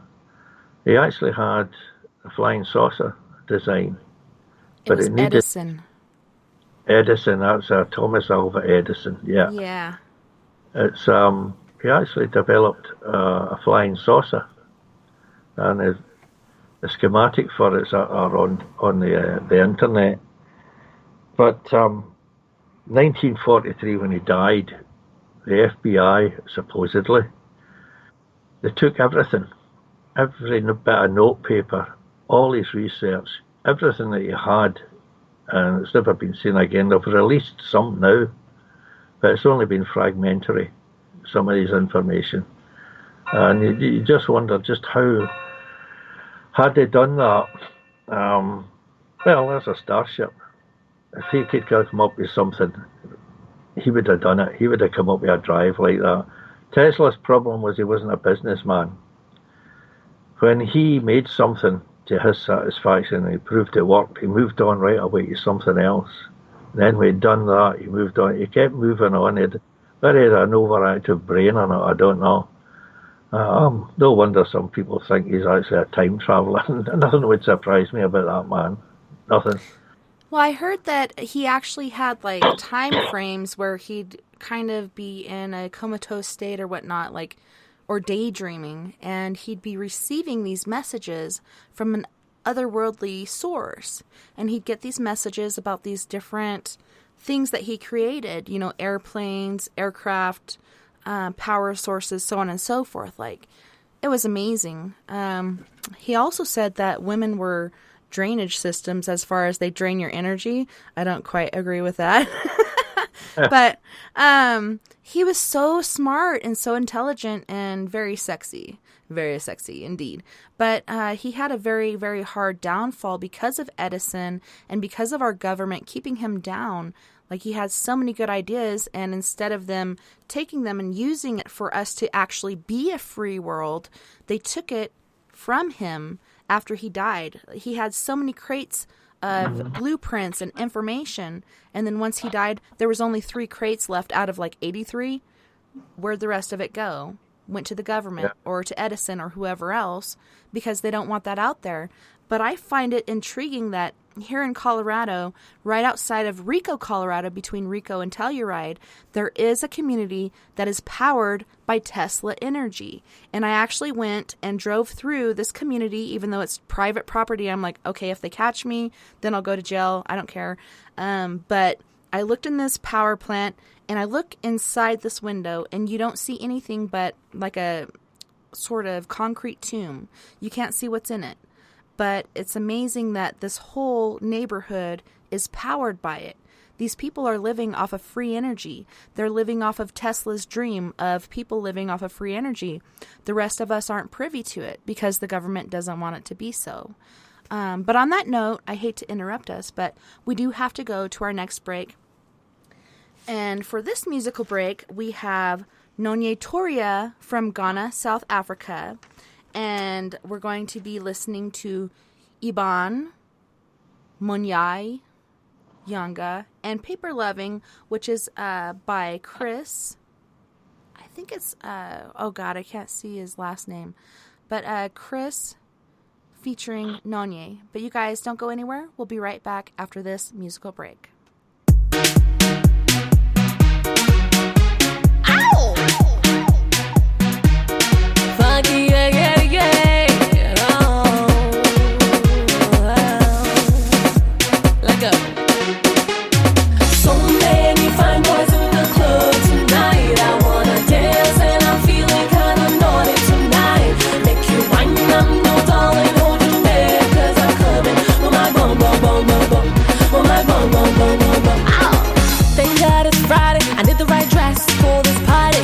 No sleeping, no darling. All my girls wanna do is get rowdy. Mama go, why buy me Joe? Aye, mama go, why buy me Joe? Ah, mama go, why buy me Joe? Mama go, why buy me Joe? So many fine boys in the club tonight. I wanna dance and I'm feeling kinda naughty tonight. Make you wine, I'm no darling, hold your neck, 'cause I'm coming. Mama bum bum bum bum bum. Mama bum bum bum bum bum. Ow. Get down on the floor. I gon' make you wax some more. I got feeling, why buy me Joe? Very cool, let come Jojo. I'm not saying nobody. Oh yeah, make you move your body. If you wanna just touch my body, I gon' make sure you tell a story. I'm not saying nobody. Oh yeah, make you move your body. If you wanna just touch my body, I gon' make sure you tell a story. Mama go, why buy me Joe? Mama go, why buy me Joe? Mama go, why buy me Joe? Mama go, why buy me Joe? So many fine boys in the club tonight. I wanna dance and I'm feeling kinda naughty tonight. Make you wine, I'm no darling, hold your neck, 'cause I'm coming. Mama bum bum bum bum bum. Mama bum bum bum bum bum. Get down low. Yeah, yeah, yeah, yeah.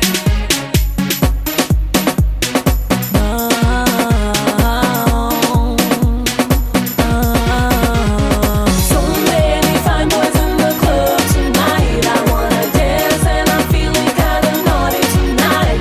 Make you wine, I'm no darling, hold your neck, 'cause I'm coming. Mama bum bum bum bum bum.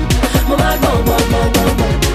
So many fine boys in the club tonight. I wanna dance and I'm feeling kinda naughty tonight. Make you wine, I'm no darling, hold your neck, 'cause I'm coming. Mama bum bum bum bum bum. Mama bum bum bum bum bum.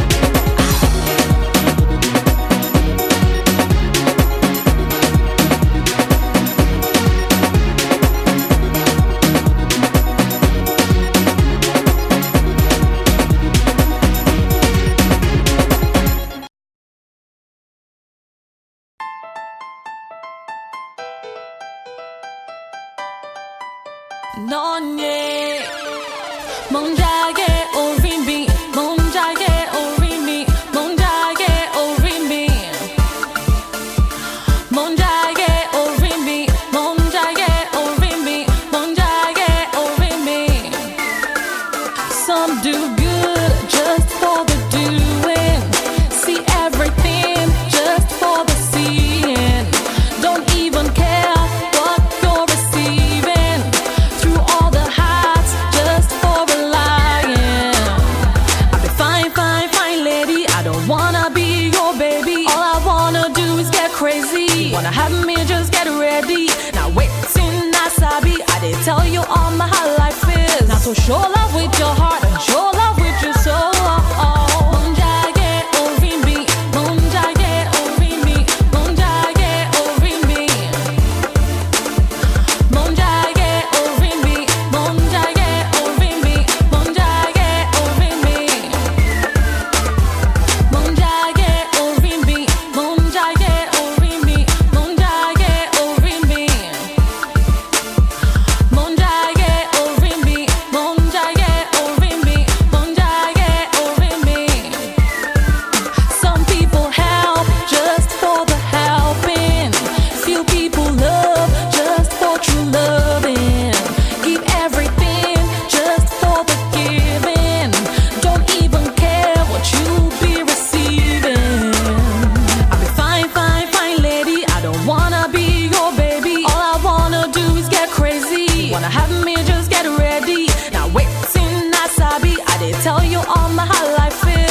show love with your heart and show love with your soul.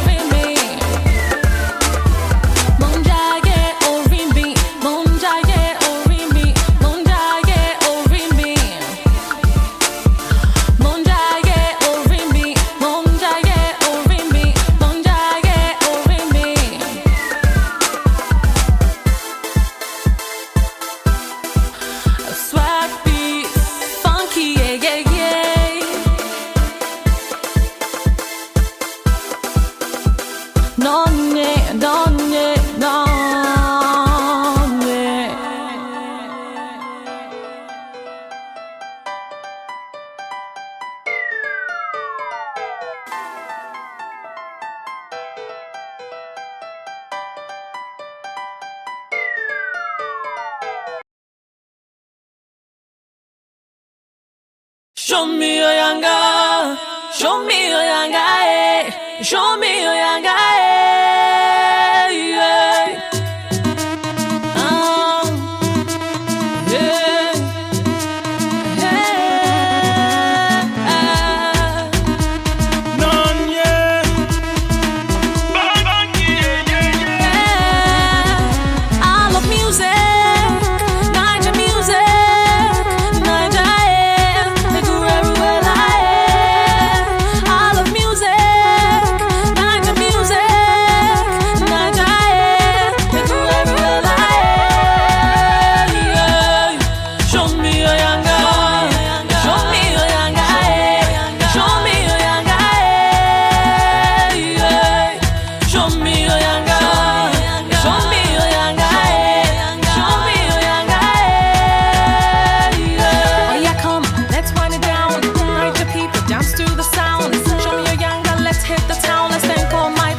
That it's Friday, the way you're shaking your waist, don't stop till you dance all day. With a groove, the Niger way. If you like to Atlanta, take it back. Niger music is alive, we got the hottest music out there. You must start from today, we'll be hitting it from Monday to Sunday. Everybody get ready, it's time for us to get steady. Everywhere we go, Niger music now number one.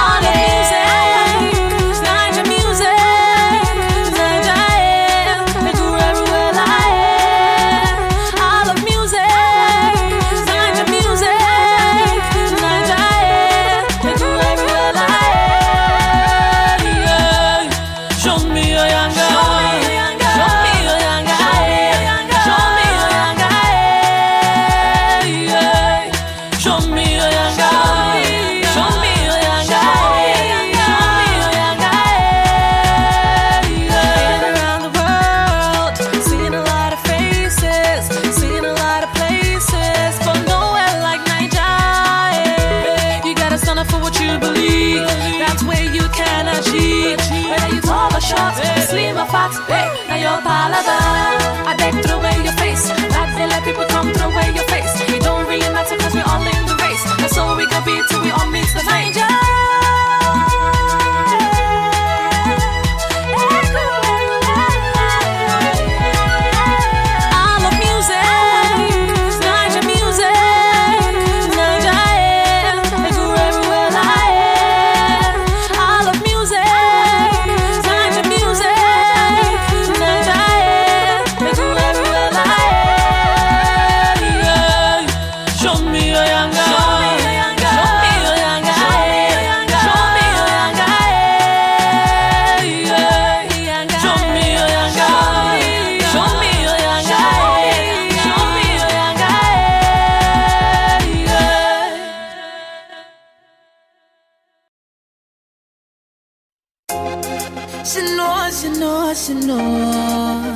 She know me treat her better than her man, but she a worry about the millions, the millions, the millions. You love me for true, but certain things in life I say I want to do. Hey, so you say me need to understand that you are made for a money man. But if you can't love me now, don't love me later. When when my later is much greater. It only proves that you love the paper, my paper. Boy, me gon' love you now, me gon' love you later. When your later is much greater. Cause me a one-man trafficator, yeah. They say I love him, but I love you more. He took me shopping sprees and bought me finer, but I crown it more. You're the one that gave me proper loving. Him, I have all the money. Everything to satisfy me vanity, but in my heart I knew you were the only one that I would be loving from now till the end of time. If you can't love me now, don't love me later. When my later is much greater, it only proves that you love the paper, my paper. Boy, me gon' love you now, me gon' love you later. When your later is much greater. Cause me a one-man trafficator, yeah. Girl, I know you want stability, but that no mean say you fi sell your soul for vanity, no. Bright lights, fast cars at the city, and the fast lane make you lose your sanity. But me can't believe you sell yourself so short. Forget the money you will make, man, break your parts. But your life make your choice because me now make you break my heart, no. If you can't love me now, don't love me later. When my later is much greater, it only proves that you love the paper, my paper. Boy, me gon' love you now, me gon' love you later. When your later is much greater. Cause me a one-man trafficator, yeah. If you can't love me now, don't love me later. When my later is much greater, it only proves that you love the paper, my paper. Boy, me gon' love you now, me gon' love you later. When your later is much greater. Cause me a one-man trafficator, yeah. I wanted to learn the hard way, so I'm taking you to lover school. You want money just for party, girl. You take me for fool. Every piece of my heart I gave away. I gave it away to you. Why don't you understand, babe? What I feel for you is true. So if you can't love me now, don't love me later. When my later is much greater, it only proves that you love the paper, my paper. Boy, me gon' love you now, me gon' love you later. When your later is much greater. Cause me a one-man trafficator, yeah. Now, trafficator, yeah.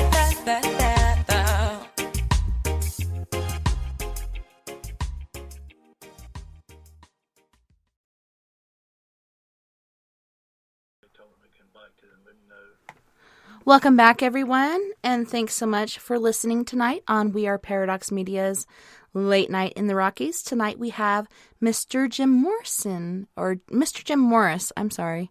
I added in Morrison from Scotland. Thanks so much for joining us tonight, Jim. It's so awesome to have you and to hear your wealth of knowledge. It's intriguing. It's good to be here. It really is. It's interesting. It's great to cover so many different topics other than just nuts and bolts, flying saucers, Rhoda. Nuts and bolts and flying saucers. So we were talking about different things on the last hour. We were talking about UFOs, chemtrails, the ozone layer. And one of the things I thought of as we were talking about that is chemtrails as well as HAARP. What are your thoughts on HAARP? Is that affecting us as far as our weather goes? Are chemtrails a reality, or is that just something that people are making up in their own minds? No, I don't think chemtrails are fictitious. It's obvious there's a purpose behind them, and that's what that purpose is. I don't think it's to try and affect us, possibly just to try and reduce the amount of UV radiation that's coming in. But the HAARP program, it was never meant to be just a study of the high atmospheric conditions. It was designed as a weapon system, and it would use high frequency radiation to destroy the electronics and incoming warheads. And we had a program on here in the UK, a documentary, and they were talking to some of the scientists, engineers that were working at it. And they thought that they had made various pieces of equipment unique. They were going to go into the patent office and patent them. And they found that Tesla had actually patented these devices in 1898 and 1899. The guy says we were thunderstruck. And it was that was its intention. I mean, it's been on the go for at least 30 years. So how much more information do they want about the upper atmosphere? It's obviously it was a weapon system or a defensive weapon system. And I think that's what Tesla, why he abandoned work on it, because he realised what it could be used for. As I said earlier, he was notorious for doing something, figuring it out, building it. I mean, it was him that invented radio. It wasn't Marconi. He wasn't the first to transmit on it, though, but he designed it, the theory behind it, and he made the first radio set. But that was as far as he took it. He moved on to something else. But it's often been thought that the Tunguska event in 1908, it wasn't so much an asteroid impact or a comet impact exploding in the upper atmosphere. Some people thought that actually it was Tesla trying out this as a weapon system. This one fella in particular, he has very little good to say about Tesla. Everything he did say was derogatory, saying he's no pacifist. He's purely orientated towards military weapons. Well, that's nonsense. You know, we know that from his energy-free research. And as you pointed out, there's a community not far from where you are where that's what they're using. They don't pay any electricity bills, and that's the reason why, if Tesla had, I strongly believe he did, come up with some means to develop an anti-gravity engine, it would have been him that would have come up with that. In fact, in Ward, Colorado, in 1929, this wee girl, her name was Hetty Pline. She was 6 years old at the time. She was with her father. He was a manager of a lumber yard, and it was going to undergo a complete restructuring. So he had a cameraman in so it would be sort of before and after. You know, that would be on the walls, and this is what like it used to be. This is it now. And this thunderous crack, she said, it was far, far louder than any peal of thunder. And this thing appeared, and it was disc shaped. And there's a photograph of it. I think I've got it somewhere. I'll maybe post it later on. The rest of the workmen, they heard the noise of this thing as it left. It made a whooshing noise. But she said it was a disc shape, and it looked as if it had portholes round its side. Now, that's in 1929. And we know, as I said, that there was quite a few people experiment with that in the United States. Thomas Townsend Brown, he worked for the United States Navy. And that was what he was experimenting. You know, they actually see him on YouTube as well, where you see where he's got these things defying gravity. And Tesla worked with him briefly. They worked together. And of course, some thought that, they maintained that Telford Brown worked on this Philadelphia experiment as well. Right. If it actually wasn't just a work of fiction. That thing was super scary. Yeah. I don't know. Hard to wrap your mind around. Yeah, as I say, that's some said it was actually nothing at all to do with trying to make a ship invisible, because you would still see the wake from the air. What it was is they were afraid of these magnetic mines that the Germans had invented, and they call it degaussing. You know, it demagnetizes a ship. Mm-hmm. So when the ship passed over a magnetic mine, There'd be no field, no magnetic field there for it to latch onto. And that's what that destroyer, the Eldridge, was for, the experiment with that. But there again, other people say, well, you look at the generators that they had on the ships, installed on the ship for that purpose. They wouldn't need that much energy. It was obviously the energy for something else, so who knows, maybe it did happen. Yeah, and a lot of people deny it, just like the Holocaust, but my grandpa was a squid, aka in the Navy back in the day, and he actually had a book about the Philadelphia experiment, and a lot of people don't even believe in that, but it actually happened, and it was an experiment. That's why not everybody was privy to it. Once it happened, it was like in a blink of an eye, it was gone, and then it came back, and then people were stuck in the bulkhead, aka the wall, the floors, so on and so forth. Some people survived, but others perished due to this experiment. And that's when Tesla's like, I'm not doing this anymore. I don't want to do this anymore. And then Edison picked up on it.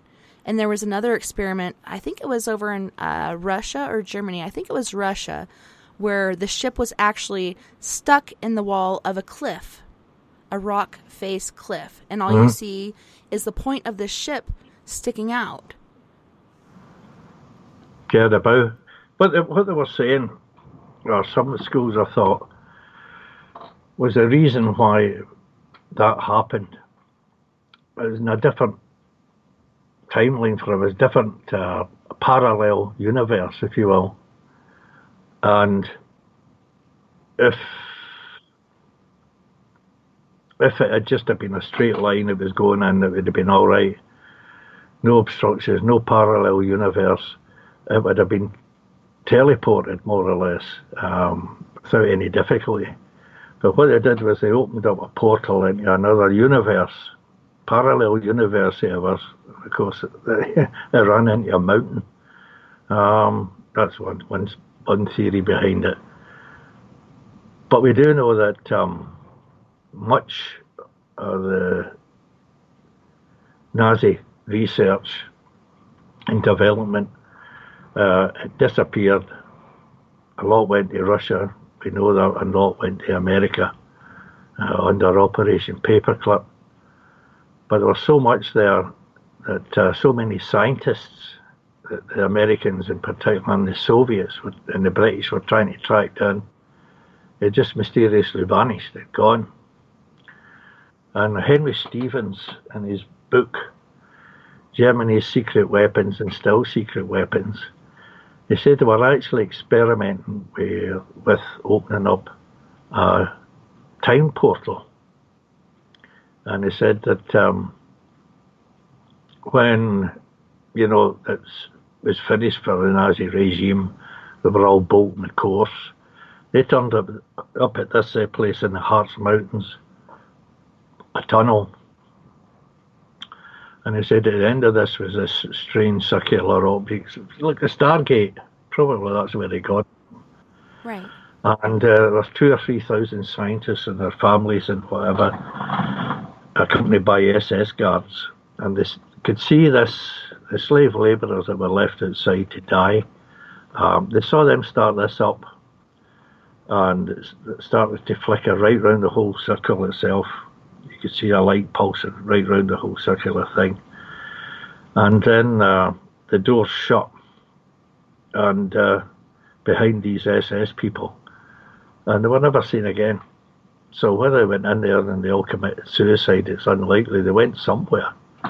But the Nazis convinced, Hitler and the occult, particularly in all the Vedic manuscripts, the swastika in the East is a good luck symbol. But he turned it into the crooked cross, as they call it, which was a reverse symbol. And that somehow the Nazis today feel that no, they escaped back in time, back to India, Indian subcontinent, back in time, and it's those that actually brought the intelligence to the human race. I'm trying to figure that one out. But certainly there's an awful lot of technology. Holographic projector They were using that. In fact, some of the Foo Fighters might very well have been holographic projectors. People don't realise the United States Army were using a holographic projector in Vietnam to frighten the indigenous people, with recreations of their demons and devils and whatnot. How effective it was is anybody's guess. But that was back in 1975, 1973. And there's a recent report where with a holographic projector is at such a level now, as well as visual, you're going to have audio. So if you're an infantryman and you've got 3 rounds of anti-tank ordnance left, and there's a dozen armoured vehicles coming at you, how do you know which one is real and which one isn't? You fire off a round and it goes straight through this tank. It doesn't affect it. But what you've done is betray your position to the real one that's in there. Because all the main battle tanks now have infrared detectors on the turret. So they pick up the thermal flash. So as soon as you fire, it'll fire, the real one will fire, and you get a 120mm grenade dropped on you. But that's what they've done. It's going to enter service. Now, if you've got that sort of technology, really you can concoct anything. If you look at things today, people's got their noses stuck in an iPad or an iPhone. And if they saw an alien invasion coming out of the sky or whatever, how could you tell it wasn't real? Because you're going to have the sound there as well. You're not just visual, there's going to be audio as well. They could use that any way they liked. I don't think they ever will. Everything that we get, as you said, everything we get is for a military purpose. They get it first. Is it any use to us? No, well, they can have it. I mean, that's how we ended up with Teflon. Teflon was to coat the warheads of the missiles. The independent warheads. It was an outside coating, an ablative. And we ended up with it. And of course, you've got this on your frying pans and pots and whatever today. But technology is outpacing us. It's really racing away now, where you don't know if you're told that something's good, and it isn't. I mean, if your TV conks out now, what do you do? Do you go and get it repaired? No. What do? You scrap it. Because throw it across the room. Yeah, that's what it would cost to repair. He'd be as well just buying a new one. And that's what they call the throwaway society. But it's technology. Do we really need it? Do you really need a 5G phone? I mean, I only use my mobile phone if I'm over in town and calling up a taxi. That's the only time I ever use it. I don't text anybody. Right. I don't call people. I text people. That's just me. Like, I don't know if it's my PTSD or what, but I don't like to call people. I'd rather text people. So I feel guilty about it, but I still do. I'll text and say what I need to say, and then I'll get calls. A lot of times I'll ignore it because I get so much telemarketers, so on and so forth, that I don't know who's calling me, even though it's from an area where I know, like today I got one from Mancus, and I answered it, and God forbid it was a freaking telemarketer. And I'm like, oh my God, are you serious? Like, they're taking up every amount of space they can to get to you, to telemarket what they want to get to you or portray to you. It's so ridiculous. But what do you think, for example, as we have examined previously, the whole wave that occurred around some of the most intriguing, if not outlandish, alleged encounters of modern UFO era presidents of the United States and 2 separate alien races looking to strike a deal of sorts with the leaders of the free world. After that, it seemed like UFO encounters as far as people being abducted, people missing. Do you think that's a part of what they did with our government? Well, somebody did, Tessa, because I think it was Keith Scott sent me a post that in the state of Ohio, the last year past, There's 20,000 children missing, just in one state. And I remember in 1981, the Flying Saucer Review, it was Gordon Crichton, who was the editor then. He'd been thumbing through the New York Times, which is as thick as a telephone book. And right at the very back, you just happened to see this little advertisement, like one of these little things that you see in for a church coffee morning or the AGM at the bowling club or something like that, very small. But it was from a department in the United States that dealt with population. And it said up until that time, 1981, there were 2 million American children missing. Now, how can you lose 2 million people and not know where they've gone and do nothing about it? Somebody said, oh, but it was a hoax. I said, well, it was a pretty sick hoax if it was a hoax. Why would the New York Times do that? They buried it in the very back of the newspaper. They made it public knowledge. If you don't get the New York Times down in Colorado, well, that's not their fault. They made it public knowledge. I said, it'd be one in very bad taste. I said, I take that as a fact. Where have they gone? They've gone somewhere. And as Keith sent me that today, Ohio, 20,000 children missing now. How can that be? How can you lose so many children or people and not know where they've gone or not try to find it? So they've made a deal with somebody. Somebody else says that's the Nazis in Antarctica, Jim. Oh, I says, oh yeah, they're still down there, are they? That's they've got to brainwash kids and all that. I said, how do they feed down there? What's the supply chain for keeping them down there since the end of the war? Oh, but they moved to South America. I says, okay, so they're in the mountains of South America as well. You know, it's unending. You're nothing but theory and conjecture. But you've got missing children. Where have they gone? I don't know. It beggars belief. They cut a deal with somebody who, I have no idea, might very well be extraterrestrial. It's and we'll never. Well, that's something else we'll never get to know. They're never going to reveal that they're party to it. Annie Jacobson, I know she's a bit.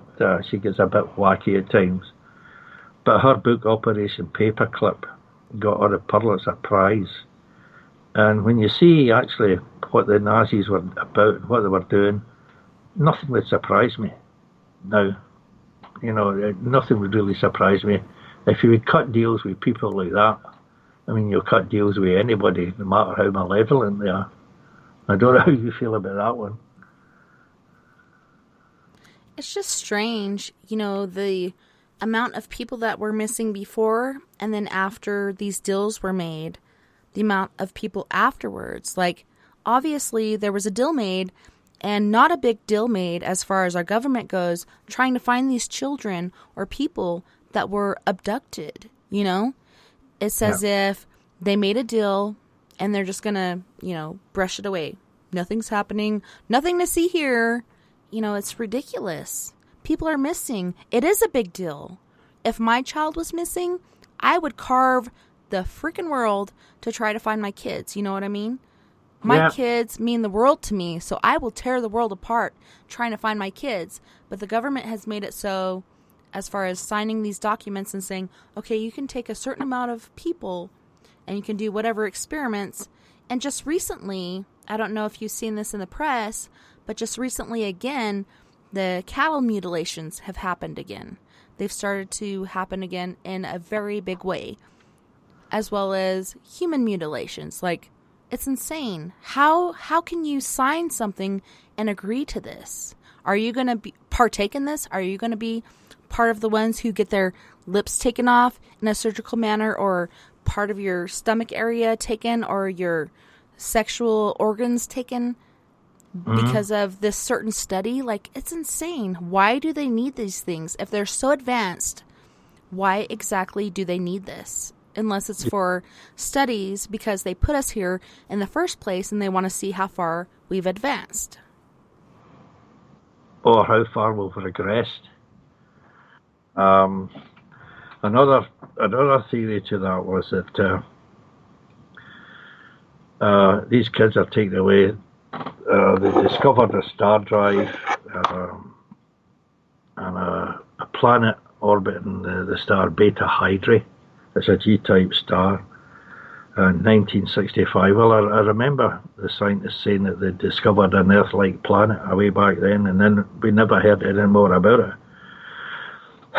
But Frankie Evans, he says, or he thinks, what they're doing is they're taking these kids away, bringing them up there, conditioning them. This is your home now. And I said, well, that's a tall order because it needs to be an Earth-like atmosphere. It needs to be perfect. I said, no, there's something else. It's there. And a friend of mine who's a doctor of clinical psychology, we were talking about these abductions. I said, and even if only a tiny portion of these are genuine, especially with the abuse that's been on the women folk, I said, these things, whoever they are, don't mean us well. She says, well, who do you know in history did things like that? Obviously the Nazis. So it's two part to say that it's extraterrestrials, but then it might very well be. How would we know? I mean, I don't know if you ever heard of Coral Lorenzen. She and her husband Jim started up APRO, and it was an excellent organisation. And she was convinced that we were invaded in 1952.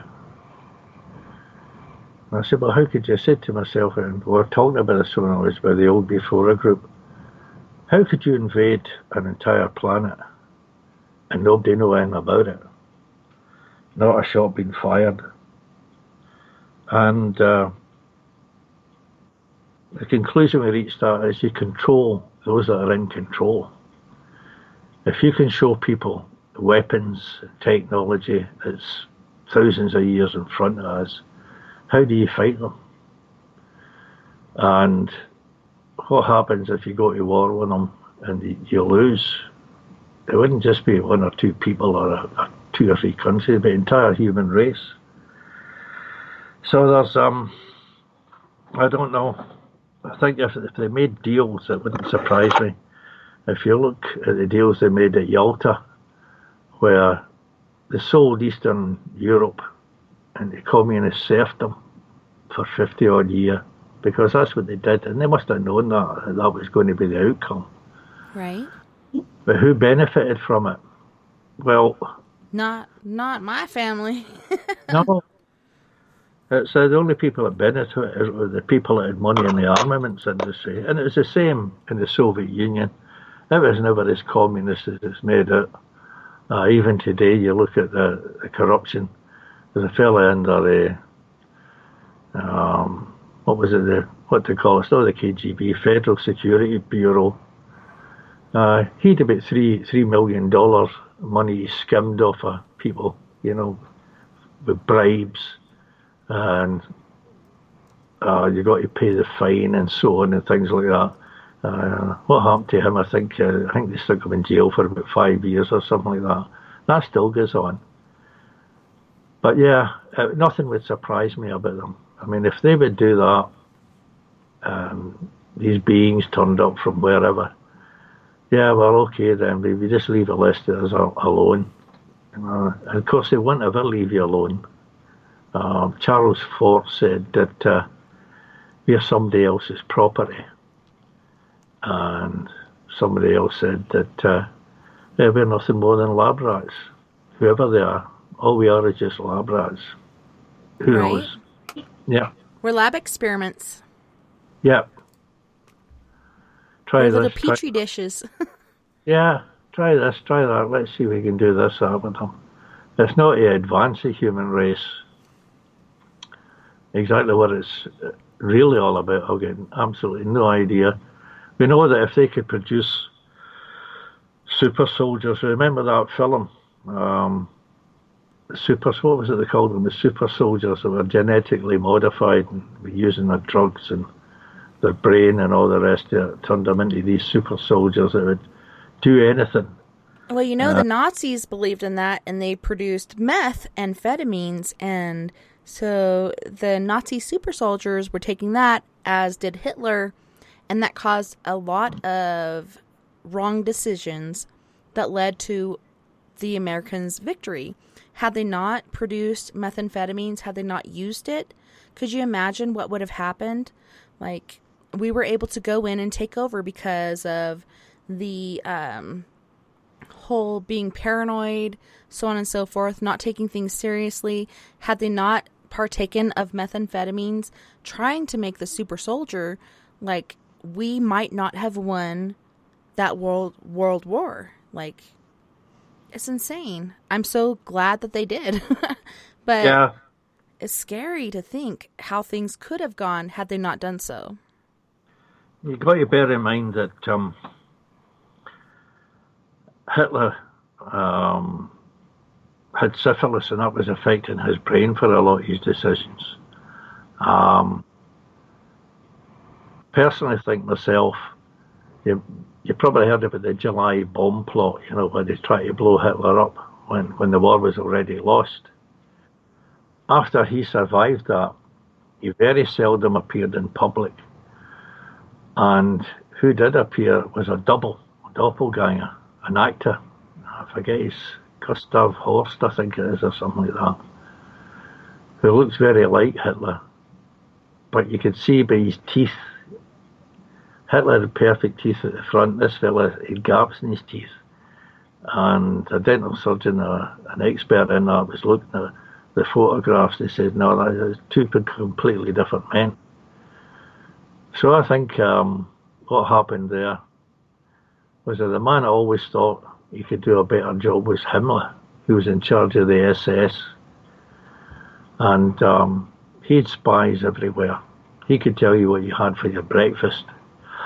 They had so many things at their disposal as far as running ahead and being ahead of everybody else, but being that they did make this super drug to make their soldiers super soldiers, kind of counteracted what they were really trying to do.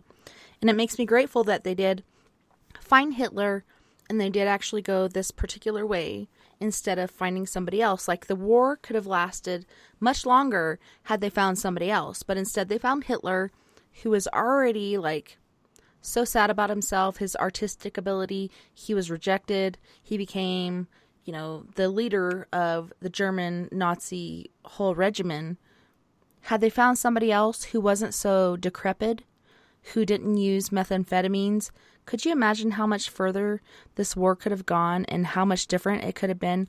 And it's crazy to think, we talk about the Jewish people and how many people we lost in that genre as far as Jewish people. But do you realize that there were actually more Russians lost in this war than Jews? And nobody ever talks about that. Yeah, there was 20 million. So the thing is, as you said there, I remember my dad telling me as a boy about Reinhard Heydrich. He was a mass murderer. And as a British intelligence trained the Czech partisans how to set up an ambush. And it was they wounded him. He didn't die right away, Heydrich. He was badly wounded and his wound became infected and he died. My dad told me way back then, he said they had to kill him because he wasn't just evil, he was intelligent with it. And that's a lethal combination. As you said, Hitler had died, killed in a bomb, and Heydrich was still alive. And that would have been his natural successor. Heinrich was the leader. Like, he was like the puppet master. Himmler. Yes, Himmler. Heinrich Sorry. Himmler. Yeah. But I reckon that he was actually behind that bomb plot because he thought he could run the whole thing better. And he didn't know there was a bomb plot in the offing. But as soon as it failed, 19,000, probably all innocent people were slaughtered. I found this one. He didn't know about them before. But when the bomb plot failed, then suddenly he finds all these probably innocent people. They were just evil, you know. But Stalin was every bit as bad. He murdered about 20 million Ukrainians, was starving them to death. During the 30s, you know, there was a famine, and he just let them die. And that's there's why the quick death of being put in the fires, or okay, you're going to go to a shower and it's like a gas chamber, or they're starving to death. A very long, slow time. Like, which would you rather take? Which I don't even want to think about right now. Like, it gives me chills all over my body. I don't even want to try to realize what these people went through, and it makes me want to cry. But it is so insane what people put other people through just to try to gain power. It's insane. Insanity. Do you think that Hitler was actually killed during the World War, or do you think he went over to Argentina with the rest of the Nazis to try to start another Nazi regimen? Yeah, I think that's possible because, as I said, he was very seldom seen in public after that, and even then, it was this actor, Gustav Horst, I think, whatever his name is. He probably decamped because Franco in Spain was a fascist, and he had leased out islands down in towards the Canary Islands. And the Germans had U-boat base there, supply tanks, fuel tanks for the U-boats and munitions and whatnot, and an airfield. And the story is they went in submarines or that to get there. There's no way we go 3 months in a submarine. They had a big 8-engine transport planes made by Blom and Voss. Big seaplanes. Well, people went on regular ships back in the day for much longer. How could you not be prepared to go on a sub-ship for that amount of time? Well, I mean, it's a man that didn't want to flee Berlin in 1944 because he knew what was going to happen. Because he might have to sleep in a farmhouse or somebody's barn. So you're going to be on a submarine for 3 months with 30 stinking sailors. Remember, mind, you can't wash on a submarine. You know? There's no way. Fracking 30 underlings. I cannot handle that. They got on a plane in there, flew them, went to Spain in the Junkers Ju-35. They ended up, I think it was Madrid airport, where there was Focke-Wulf flew them down to this island where the big seaplane was waiting, and that took them on down to the Argentine, and they landed. I can't remember, Terra Nuevo or something. But anyway, there's a big Nazi enclave down there, and he was welcomed with open arms. Yeah. There's only a few years ago they found some art dealer. They had a secret passage that led into another room, and it was full of Nazi memorabilia, you know. Yeah, they found, like, kind of not really ancient, but kind of ancient outcrops where there were different carvings in the wall and different things found where they thought that Hitler had landed there and tried to start another Nazi regime. They actually found submarines that were docked and kind of overladen with water and such that had come across from there to Argentina to try to recreate the regime. And they actually brought Argentina people in to recreate the Nazi regime and to try to propel the same thing. But it didn't work out for some certain reason, perhaps because they weren't of the same propaganda or the same mind frame. It didn't quite work out for them, so it kind of petered out. Yeah, well, as I say, that the submarines would have been there anyway. But they done an interview. There was some big hacienda. It was a big, beautiful hotel in this part of the Argentine, not far from the beach. And they interviewed this old woman who was a servant there. Yeah, I saw that. Did you see that? She says, oh, yes, it was Hitler. There's no question about that. That's who it was. Yeah, she said for sure it was Hitler. She knows it was Hitler. Yeah. So there's, and I've got FBI documents somewhere. And that's who they were looking for. They were looking for Hitler. General Eisenhower said there's not one single solitary shred of substantive evidence to show that Adolf Hitler is dead. And that's true. Actually, the Russians said a bit of a skull with a bullet hole in it. And you got this lady who's an authority on skeletal structure, particularly the head, said this is a skull cap from a young woman. It's not male. It's a young woman. So it wasn't Hitler. But it was interesting that they found different vials of medicine, so on and so forth, that Hitler had been taking over in Germany. And then they find in this little outcropping in the middle of freaking nowhere that they said Hitler was living, where this lady that you're talking about said she was a caretaker of Hitler. She knows it was Hitler in her own mind. But you go back and you look at this outcropping, and it actually has these medicinal bottles that show the same medicine that he took. And different things that he would do. Like, I don't know. It's insane. And it makes me believe that he did use somebody else in his stead to die in his place. And then he went across the sea to Argentina to try to take the Nazi regiment and make it big again and take over America. What better place than South America to do this? But it didn't work out because it's not the same mind frame. People aren't thinking in the same frame as they were over in Germany, where they get all this paraphernalia of all this Nazi regiment information, so on and so forth. These people are independent and smarter to a certain extent. They're not thinking, oh, there's one race and one way. These people are thinking, okay, well, some of them might accept it, but the others might not. Yeah, that's true. And the conditions where the Nazis came to power and the conditions in the Argentina, totally different.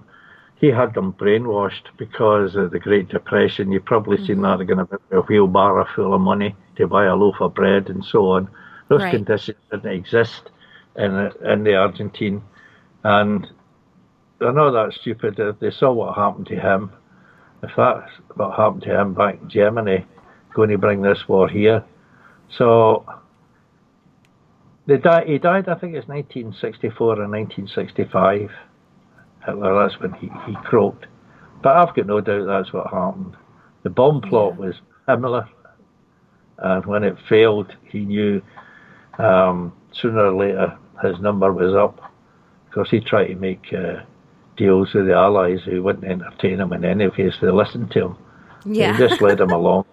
It was like a different formula than he was used to. He's like, what? Why is this not working? Why are people going against me? But Jason was wondering, do you think the Fourth Reich was supposed to be an economic plan of superiority? Yes, absolutely. The man that set up the finances for what would become the European Union, it was known as the EEC, European Economic Community, was the man that set up the finances for the Nazis and how they operated throughout the war. When the European Union came about, it was the very same man that was in charge of that. And he had people who worked with him during the Nazi regime. So some of us here always refer to European, why I voted to get out of it. We never knew this, of course, before. You know, if we'd have known that, people would never have voted to join it. But once it became known, I said, no, I have another. And that's what we refer to. It's come about here and we wouldn't want to be in it. So in answer to the gentleman. Oh, go ahead. I'm sorry. No, just in answer to the gentleman's question, yeah, it is At the moment, they've won the economic war, but I think that's going to collapse, and I hope it does. And when the Britain goes out and they see that, I mean, they were telling us all terrible things. Oh, well, you don't know what's going to, money will go down the drain and this, that, and the next thing. Our stock market is the highest it's been in years. Once we said it's done, we're gone. It's the highest it's been in at least 10 or 15 years. And that's just we're not out to it yet. Next year, 31st of January, I think it is, will be gone.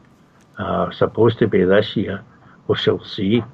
But if this guy doesn't get us out, there's going to be real trouble. You know, make no mistake about it, there will be. So we get in, you get out. You're going to Spain. You've already seen the Catalonians and the Basques. They want separate from Spain. There's other countries are saying the same thing. Look, we can do without this. Even the French now are beginning to look at it with a jaundiced eye. And the German government, Angela Merkel's government, you know, they're very, very shaky. Anything could happen there. So I think that once we're gone, you're going to see a domino effect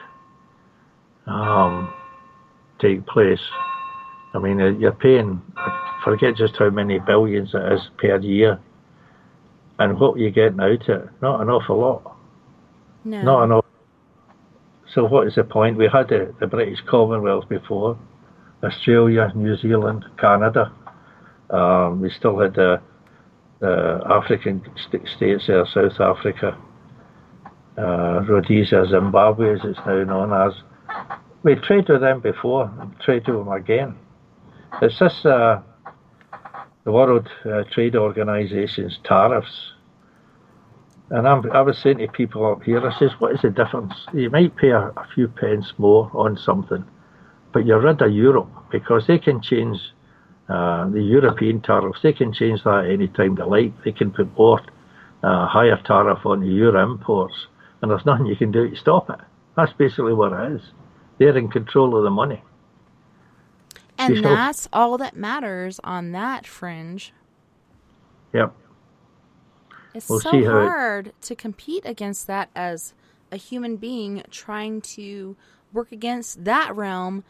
How do you get past it? You can't, because the 1% is more powerful than the rest of us. How the frack does that even happen? Like, it's insane to think that they have all the power. The 1% is controlling our world. How does the 99% not do that? Well, the Electoral College and all this other fracked up stuff. I'm trying not to cuss. But I want to so bad, because it's so frustrating. Like, how do we fight against that? The Electoral College and all these people that are fighting against the higher power. We, as a people, are the higher power, but the Electoral College, the little 2% that is more educated than the rest of us, give me a frickin' break. Like, I have not gone to college. I have more street smarts and more book smarts than anybody I know in college. But at the same time, I'm not going to put them down for that, because I love to hear everybody's inflections, their comments, and their knowledge on everything. I want to learn from everybody, but at the same time, how do you fight against that? New Zealand, they have something better than us. They don't have an electoral college. They don't have all this BS going on. The numbers rule. Like, people that vote rule. Not the Electoral College, that little tiny small percent that went to college that can make decisions for the rest of us. They don't rule. Yeah, but you see, to kick them out, Tessa, you're talking effectively about the Civil War. Not just in the United States, it'd be in Europe. How do you get rid of all these people? How do you overthrow them? Because there'll be people there that will be keen to defend them. Yeah, and people, they really, rather than go to war and kill people, or even a civil war, the worst of all conflicts. I've studied the American Civil War since I was at school, and I still haven't recovered from it. It's they say, oh no, we're not having that. That's all right. We'll just suffer on, because we really don't need to go down that road again. And it started to tear a lot of people. People are essentially 90% are decent people. They just want to go on their lives, don't want to hurt anybody else, and so on. But a time comes when that's no longer possible. Because in order for you to survive and your family to survive, you've got to take drastic action. And I hope, as I say, I hope that never comes. I'm just hoping that this guy Johnson's got us out of there. I think he's what he will do is to negotiate with these people who really say they're not going to negotiate. Well, what we are saying is that people are saying, that's all right, fine, just tell them we're finished. And oh, by the way, we're not paying you any money for leaving. They wanted 39 billion as a leaving fee. Pay them nothing. I said, well, get that done. And just get the old British Commonwealth. Trade whoever you want to. Free trade deals, no tariffs, whatever. You soon get the people back to work again. Because it's that European Union that's keeping so many people down. Of course, it's turned people against each other. I mean, it's where an awful lot of Europeans come in. Well, Jim, I hate to cut you off because I love your sexy accent and I'm so enthralled, but where can people who are listening tonight find you and learn more information from you? Well, I'm on Facebook. I've got a little group there called the UFO Enigma. If you're interested in UFOs, ask to join in, and I hope you enjoy it. But that's it, the UFO Enigma. And just on Facebook. I don't have a website or anything like that. It's handy as a blog, but it's really for the information I've got. I really need a website, and they're too difficult to make now. I used to build my own, but they're too costly, and I don't know. I don't think it'd be worth the money, so we'll stick with Facebook in the meantime, Tessa. That's it, the UFO Enigma. If you're interested in UFOs, there's another group there. I'm so totally interested. You'll see the jet and rocket experimental craft, 1939 to present day. It's all got drones in there as well, and the early American stealth bombers and aircraft, and basically just things like that. Well, I just want to thank you so much once again for being my guest tonight, and I don't know what I'd do without you. And I'm so grateful you could be with me tonight on Late Night in the Rockies. It was a pleasure having you for sure. It was a pleasure being here, and I hope those that were listening enjoyed it. I'll talk to you soon, Tessa. Take care. 99